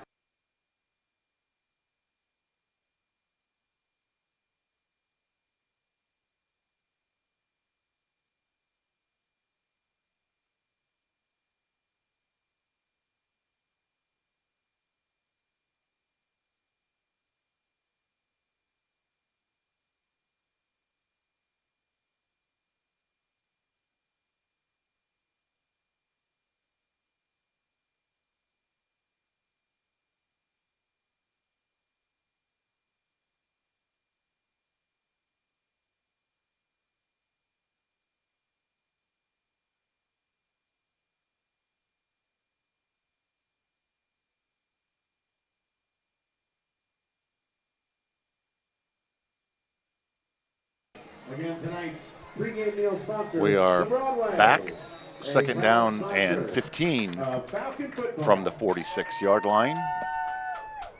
After an impressive pass and catch to Matt Booten from Caden Schwenker, and he is in trouble, but he eludes the sack. Shows great athleticism and escapability. He had 2 or 3 defenders all over him, and he was able to at least get the pass away. And completed it. It's still CJ Davis well short of the first down. It's going to bring up third and about 12, but He found Davis open. Third down and 12. That's an impressive play considering turned the defense probably is teed up knowing that you're going to be trying to pass. turned a 10 or more yard loss into about a 3-yard gain. And nothing's tougher than third and long, and boy, the Falcons have faced a lot of third and long. Right now, we're looking at 3rd and 12. And Schwenker is going to go deep. And unfortunately, he overthrew his receiver, and it is intercepted by Hutchison. It's one of the few times that I would say Schwenker, and I think probably the pressure that he's been under throughout this drive, forced him to try to unload as quickly as he could before any more of the pressure got to him. Yeah, he's been kind of running for his life back there and wanted to at least make sure he got Yeah. the ball out of his hand, Yeah. and just had a little bit too much mustard on it. And it was almost like a short punt, though, considering now it's Yeah. 1st and 10, and they're inside the 10-yard line Inside by their own 10. a foot or so. Yep, I agree.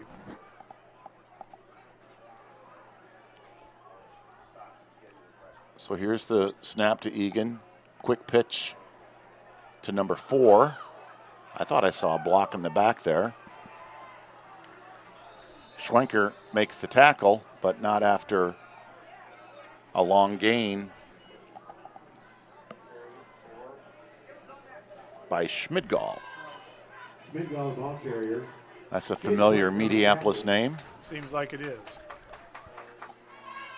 Good family. 21, first down. First down for Schmidgall and the Bulldogs. Again, the guys in green look a little winded out there, and I don't blame them. I would be too after the amount of time they've been out there fighting and scrapping. A nice stop by 69. We've called his name several times tonight, Bob. That's Schmidgall tackled by Watson. Emery Watson. I Gain of believe 2, brings up second down 8. Isley is on the sideline this series. Coach Morrison is, Well, he just checked back in, it looks like. yeah, he is back in there now. Yep. So I won't complete my comment. And there's the give to the aforementioned Isley. And he stays on his feet, eludes a few tacklers. Picks up Emery 13. Watson again on the stop. On the tackle again. I'm sure Coach Bowman, when he watches this film, will be impressed with the scrappiness and the pursuit by Watson. We've seen him and called his name quite a bit tonight. Yeah, they certainly, you can't question their heart and determination. No doubt. 1st and 10, Minneapolis. Just about 3.5 minutes remain in the 3rd quarter. And Egan's going to look to throw. And he had a man. He overthrew him. Pretty good coverage by Schwenker, but now he looks like he might have banged up his leg trying to break up that pass. Yeah, he came down a little awkwardly. And That's actually number 7. yeah, I was going to say, I don't think that's Schwenker. Levi Fletcher Bates. So he hobbles off. It's a MASH unit down there on the West Burlington Notre Dame sideline, unfortunately. As Kurt Ferentz says, though, that's football. And next man in. And we're not questioning their toughness. We know that they're all fighting hard out there. And Isley tries to make an acrobatic play, and guess who was on the stop?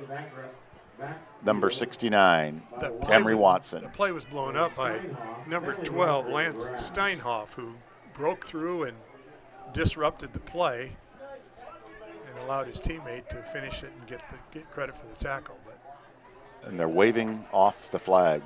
What would you have guessed they might have called there? I'm not sure. I would guess it was some kind of blocking infraction. Yeah.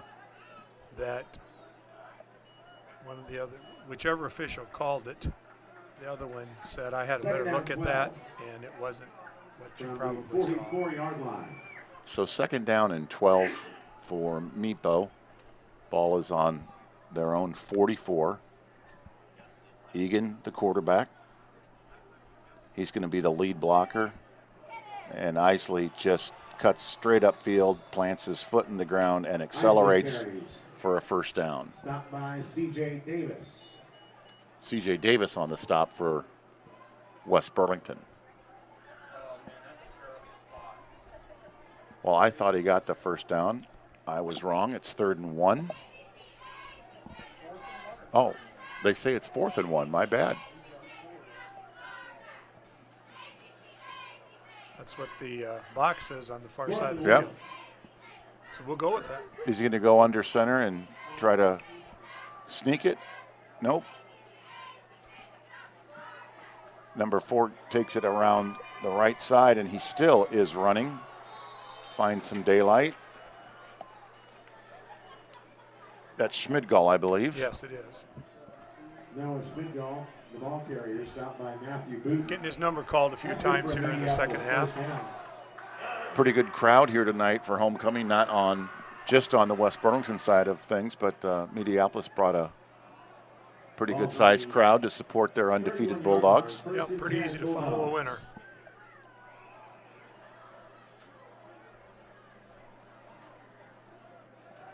Little play action fake by Egan.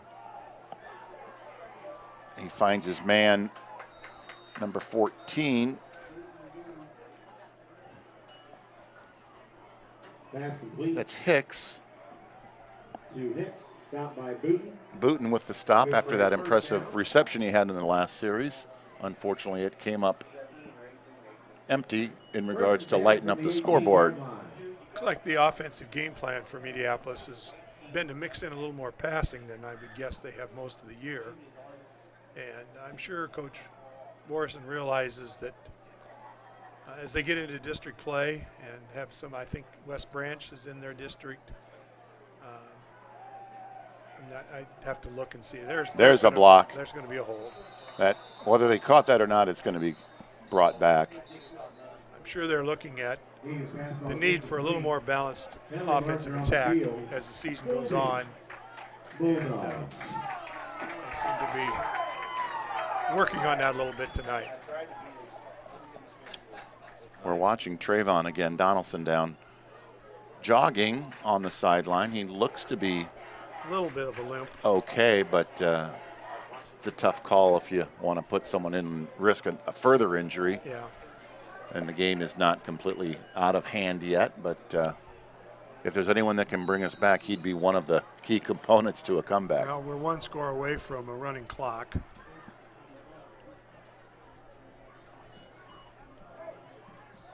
After penalty, 1st down from the So, as you mentioned earlier, Isley is out of the lineup right now. And the snap goes to Schmidgall, who hands it off underneath to Hutchison. A little misdirection. Pretty well executed play. Very well. They had all of the Falcon defenders going to their right, and Hutchison, excuse me, with the ball in his possession, scooted around the opposite side. Almost untouched. I believe he was untouched. And as I mentioned just a minute ago, this extra point, assuming it's successful, will make it a 35-point lead.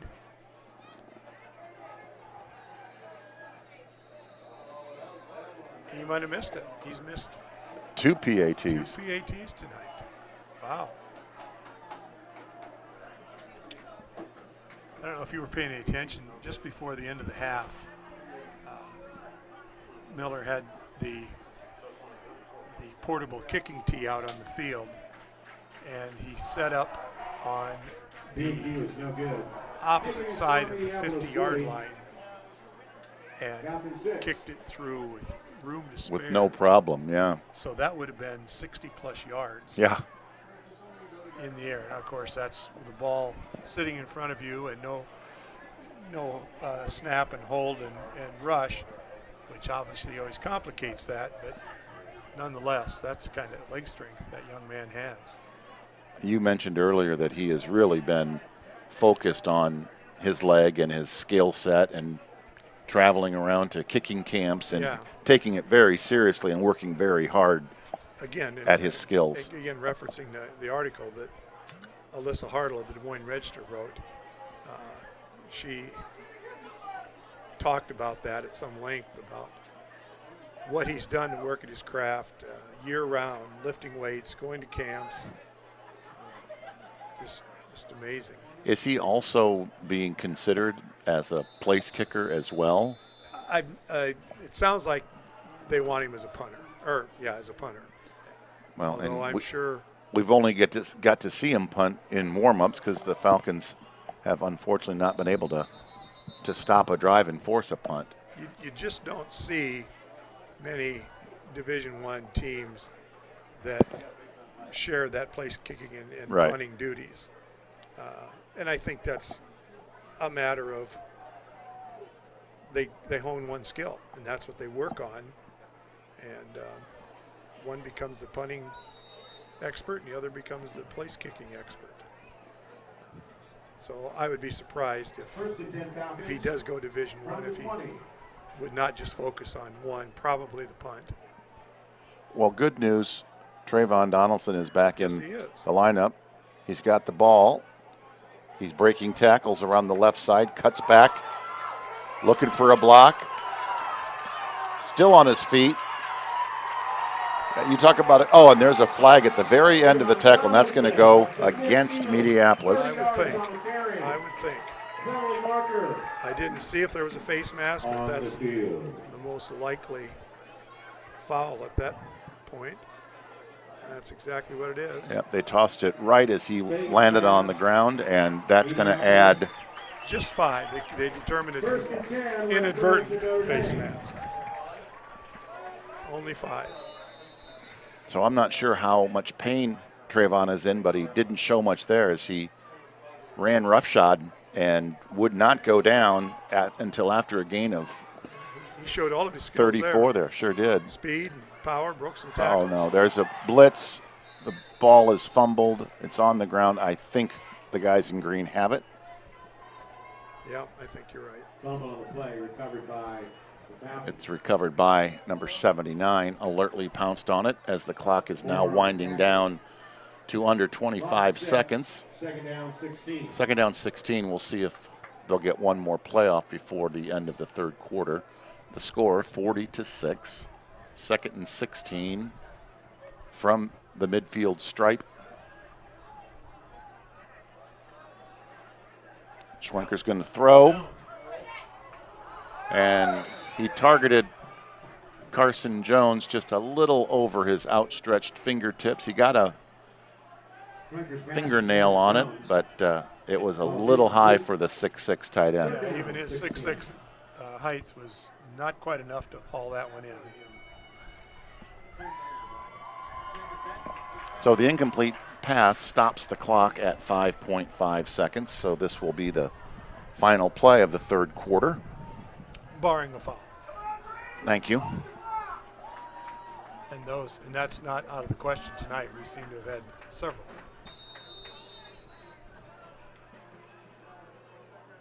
And that is going to be a timeout called by the Falcons. Yeah.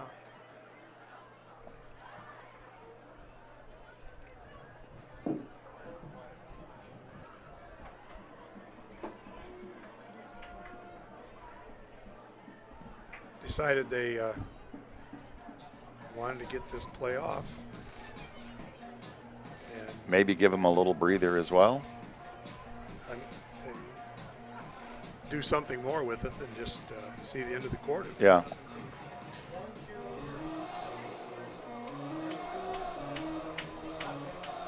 May have been a mix-up in the alignment. Maybe the coaching staff had called for one play or one certain alignment and didn't see it. Maybe they saw something that Minneapolis was doing defensively that they wanted to shut the play down and go a different direction. We'll see. Well, here we go. 3rd down and 16. And here comes the pressure. Schwenker dumps it off to Trayvon. Good call, good execution. Not enough for the first. And the whistle blows to finish the 3rd quarter. They're, as I mentioned earlier, Minneapolis' rush has been very intensive this 3rd quarter. So the screen pass, which was set up, is the one way to combat that. Slow down that rush. It'd been nice if it had gone for a few more yards, but at least it plants that seed that you might have to look out for something else when you put all that pressure on the quarterback. You know, we're watching these young athletes fighting adversity, a lack of numbers, but there is no shortage of energy or dedication, and that comes from their head coach as well as his assistants. They really are dedicated and focused. I know how passionate Joe Bowman is about this team and these kids, and I think he's an excellent leader and sets an excellent example for these student athletes to look up to, because he is as passionate about this game and about this team as any coach I know. Yeah, I wouldn't disagree with any of that. As we begin playing the 4th quarter, They seem to be coaching them hard. On the Minneapolis 42. And it's 4th down and 8, and Falcons are going to go for the 1st down. They're going to throw. Schwenker has a man. Oh, it was Carson Jones who juggled it, couldn't quite bring it in, and that's going to turn the ball over to Minneapolis. The ball was just a tad underthrown, and had he led him another couple of yards, I think it would have been beyond the outstretched hands of the defender. But as it was, Jones had to slow down to try to come back just a step or two, and it allowed the defender to get a hand up and knock it down incomplete. But, you know, one-on-one coverage out there on a 6'6" tight end, that defender was probably about 5'9", so it's a pretty good mismatch if they can keep looking for him. So 1st and 10 on their own 42. Number 11 is back there at quarterback, and he gives that handoff to Schmidgall, and he scampers around the left end for a 1st down. Schmidgall's a pretty nice running back. Yeah, he is. He hits the hole hard, quickly, and picked up first down yardage. Well, number 11 is Benjamin Walter. I don't have my glasses on. 1st and 10. I'm assuming we will not see much more of Isley. And there's that same play that they scored on the last possession, just to the other side. It's an inside handoff on a reverse misdirection type thing. On the tackle for the Falcons. 2nd down short, Minneapolis. Gain of 9 brings up 2nd down and about 1, maybe less than 1. Short 1, yeah.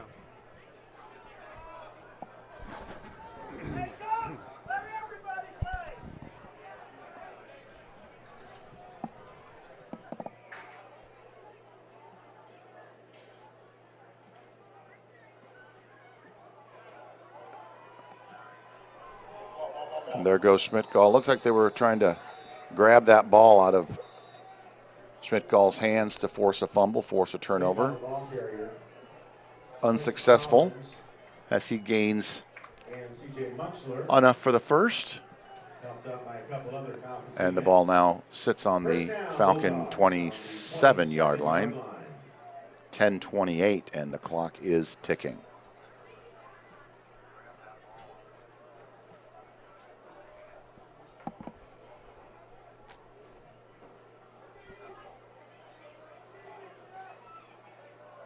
There's a pass that looked like Spencer Petras last week. It wasn't even close to the receiver. Just what we needed was an editorial comment. Free speech, Bob. I've heard that. Let's hope our offense can do a little better tomorrow as the Cyclones come to town. But we're focused on the Falcons and the Bulldogs. And there goes Schmidt-Gall. Wide left. Schmidt-Gall, ball carrier. Stays in bounds. Again, another nice run by Yep. Schmidt-Gall. Broke a tackle. Turned a short gain into a nice gain. 7 yards on the play. Third down. 3rd and 3 now for the Bulldogs. A lot of clean white jerseys out there on the offensive side. A lot of youngsters and some non-starters getting some valuable playing time right now for Meepo.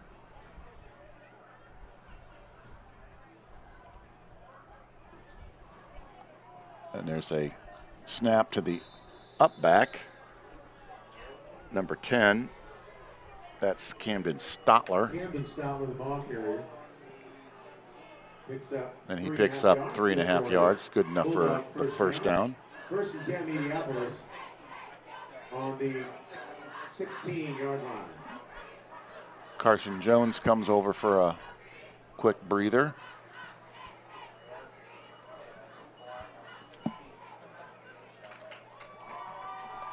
Ball is on the 16-yard line.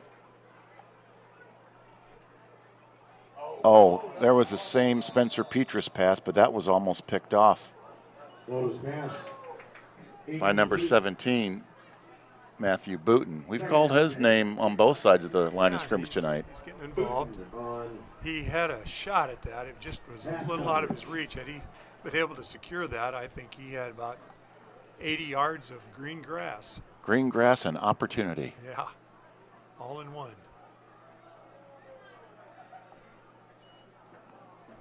And there's the quick pitch out to Schmidt-Gall, and he is going to race to the corner and get inside the pylon for a Minneapolis touchdown. But we have a yellow flag. I'm guessing it's coming back. Another holding call. Illegal block in the back on the Bulldogs, the preliminary signal. I stand corrected. It was a block in the back. So instead of a touchdown, we'll have a 10-yard penalty and be 2nd and 20.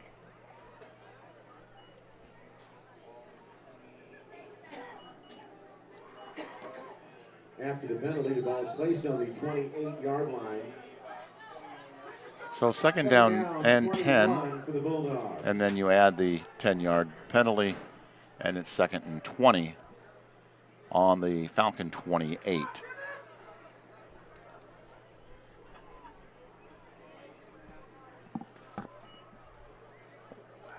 Walker calls the same play to the other side of the field.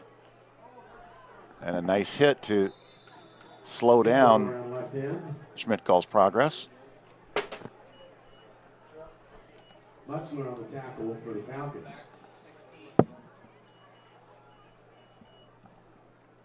Trying to think who the Falcons face next week, Bob. Do you know? I'm about to find that out. It's interesting you bring that up.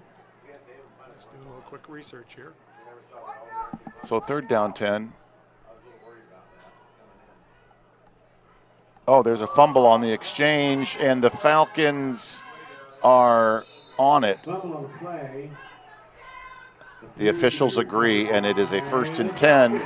And there's a spark of opportunity for the guys in green. Heads up play. Well, and again, they avoid the running clock by stopping that drive. That's a positive feeling, I think. Falcons recover the Bulldog fumble on the 18-yard line. Where it's 1st and 10, Falcons. That occurred on the 18-yard line, so it also stopped a score. their own penalty, Minneapolis took points off the board with Schmidt-Gall's touchdown. So despite the score, all in all, that was a positive outcome for the good guys.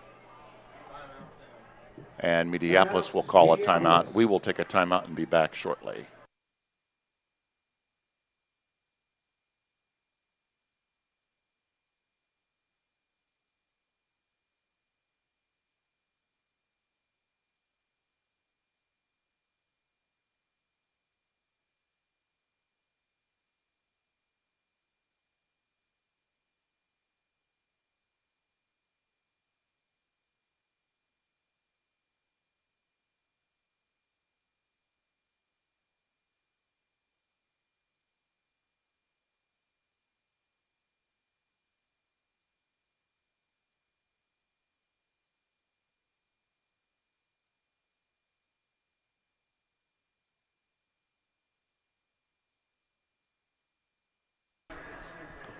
Welcome back to Bill Nelson Field and homecoming. Schwenker with a play action and a keeper around the right side. Gets knocked out of bounds by Schmidt-Gall. Good gain. You asked about Minneapolis' upcoming schedule. They have Regina Catholic next week, That's good for a Falcon. who is 1-1 on the season. 10 West Burlington, Notre Dame. Beaten rather handily by Ball's on the 2A Williamsburg. First and 10, Falcons. Has an outstanding team this year. And then the following week, they play West Branch, who's 2-0 on the season going into tonight. So Regina will be an away game for us. this is Minneapolis. Oh, I'm sorry, Minneapolis. Yeah, no, West Burlington has Mount Pleasant next week. Oh, okay. Away. I don't know if Regina still has that star-studded coaching staff, but they had Ed Hinkle and Marv Cook and Marv Cook has retired. I think when his last son graduated, he Second also down and long 6. gave up the ghost. yeah, his son was a talented quarterback, but didn't see much playing time when he got to And his last son, Iowa. His last son, I believe, was at Iowa State. Oh, is that right? Yeah. Another big burst by Trayvon Donaldson out to midfield. He's having a heck of a night despite the disappointing score. And there's no quit in Trayvon, that's for sure, or any of these kids.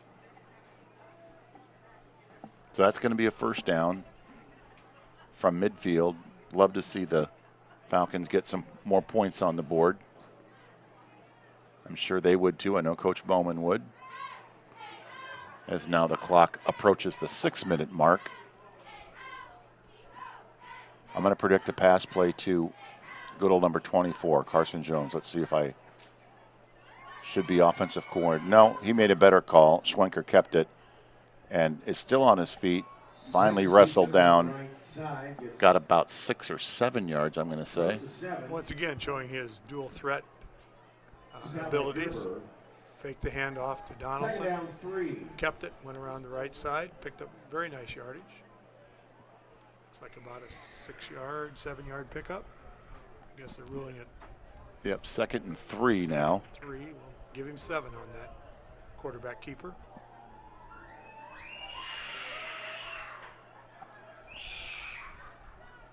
And there's the give.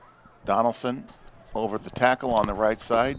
Donaldson Fights for yardage right tackle. and brings up a first down. 6.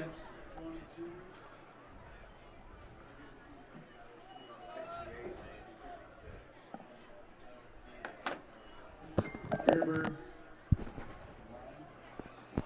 and Lang on the tackle. We've experienced some technical difficulties this evening, so hopefully you can hear us okay and our video is back. Looks as though it is. First down and 10, 5 minutes and 16 to go. There's a pass and catch from Schwenker to Donaldson. One man to beat. Donaldson, the ball carrier. Certainly not showing any effects of whatever was ailing him earlier. This drive he's had. Reese Campbell was the tackler for Minneapolis, but not after a significant gain on the pass to Trayvon. 1st and 10, Falcons. Ball on the 18-yard line.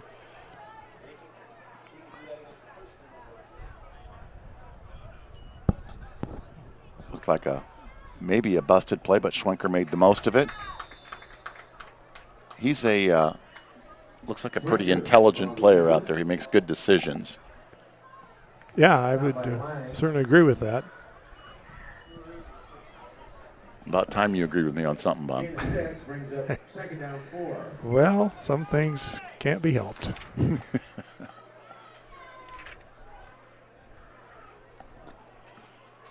4:35 remaining. Clock is running. 2nd and 4.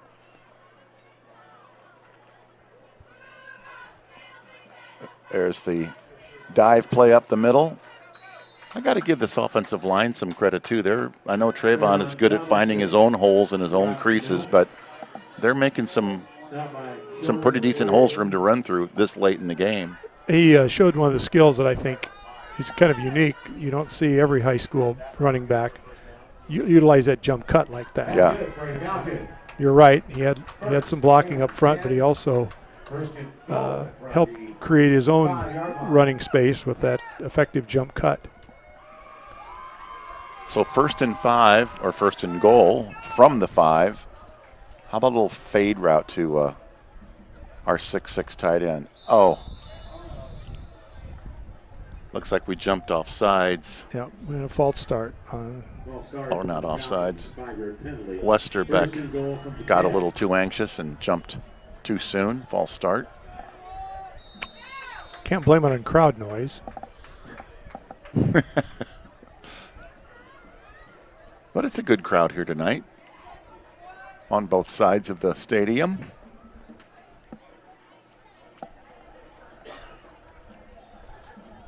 So 1st and goal from the 10.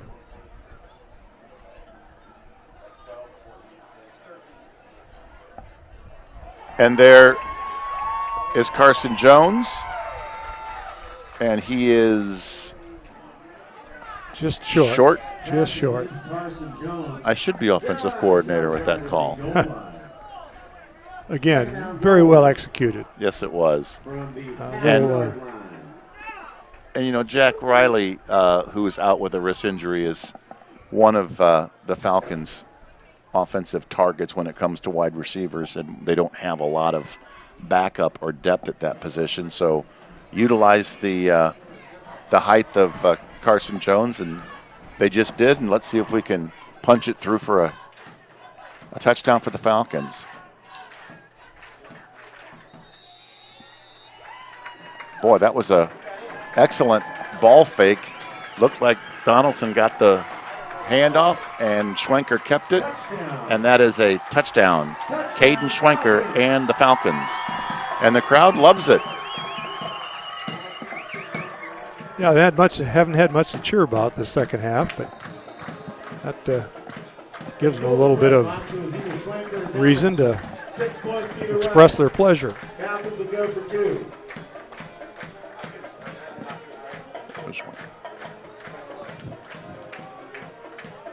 Here's the point after attempt, and it gets nowhere fast.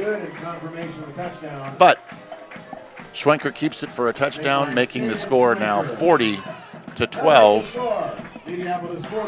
Doesn't sound good, but it was an impressive drive. Yes, it was. Yes, it was.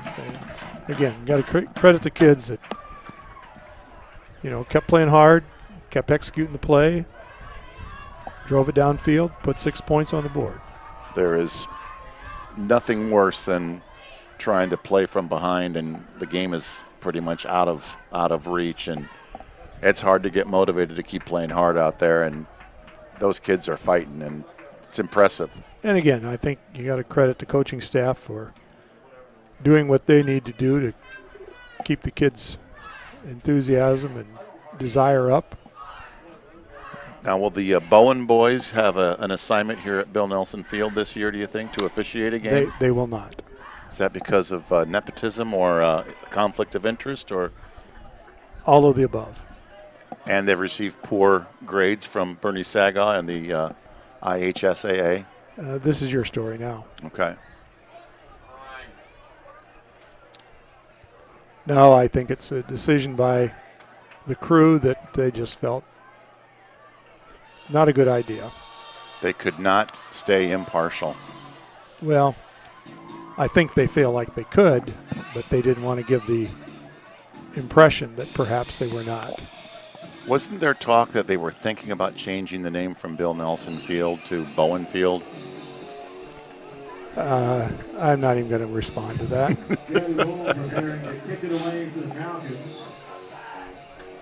I might have been misinformed. I would guarantee you 100% you were misinformed. I know Tackleson Field over at Notre Dame was potentially going to get renamed, but they've decided to keep legendary Harold Tackleson's right? name on the field, yes. What was the option? I can't say right now. Okay. And Schmidtgall fakes that reverse, and they fumble. A little too much French pastry by the Bulldogs, or is it? Well, there's number 17, Booten again with an impressive tackle. Sometimes a misplay like that breaks up the timing, particularly on a kickoff, and coverage kind of overruns the play a little bit. If you can get past the first wave, then a lot of times there's not a lot of defenders. First down and 10 with 3:07 to play. Minneapolis leads 40-12.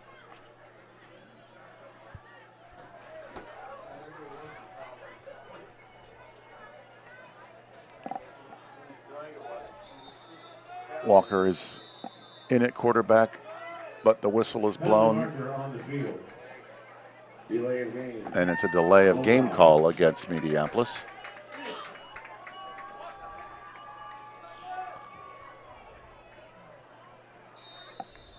Do you have any scouting report on Mount Pleasant at all? Well, they're 0-2 coming into tonight. Other than that, I don't know a lot. I think they're kind of in the same boat as West Burlington. They've not had a lot of success the last couple of years. They're trying to get their program back to a level that they once were. Chris Conferson on the tackle for the Falcons. I would think that it may be one of the more winnable games on the schedule for West Burlington. But they could certainly use one, that's for sure. Again, without having seen I really know a whole lot about it. I've just seen some scores and know that their program has been down the last couple of years. It leads me to think that might be an opportunity for the Falcons to pick up a win. Walker's going to keep it and run it up the middle for a gain of about 5 or 6. It'll be at the Maple Leaf Complex. A road game for the Falcons. But I'm sure the coaching staff is look at the schedule and say, here's one we need to shoot for. Not that they write the others off, but some are more winnable than others. Well, let's hope we have a healthier lineup by next Friday. That would help. Starting with number 16, Hayden Vandenberg. That's correct.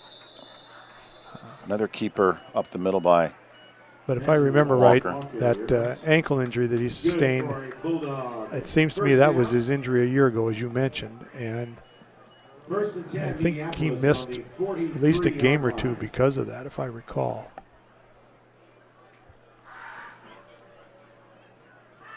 Well, this Walker is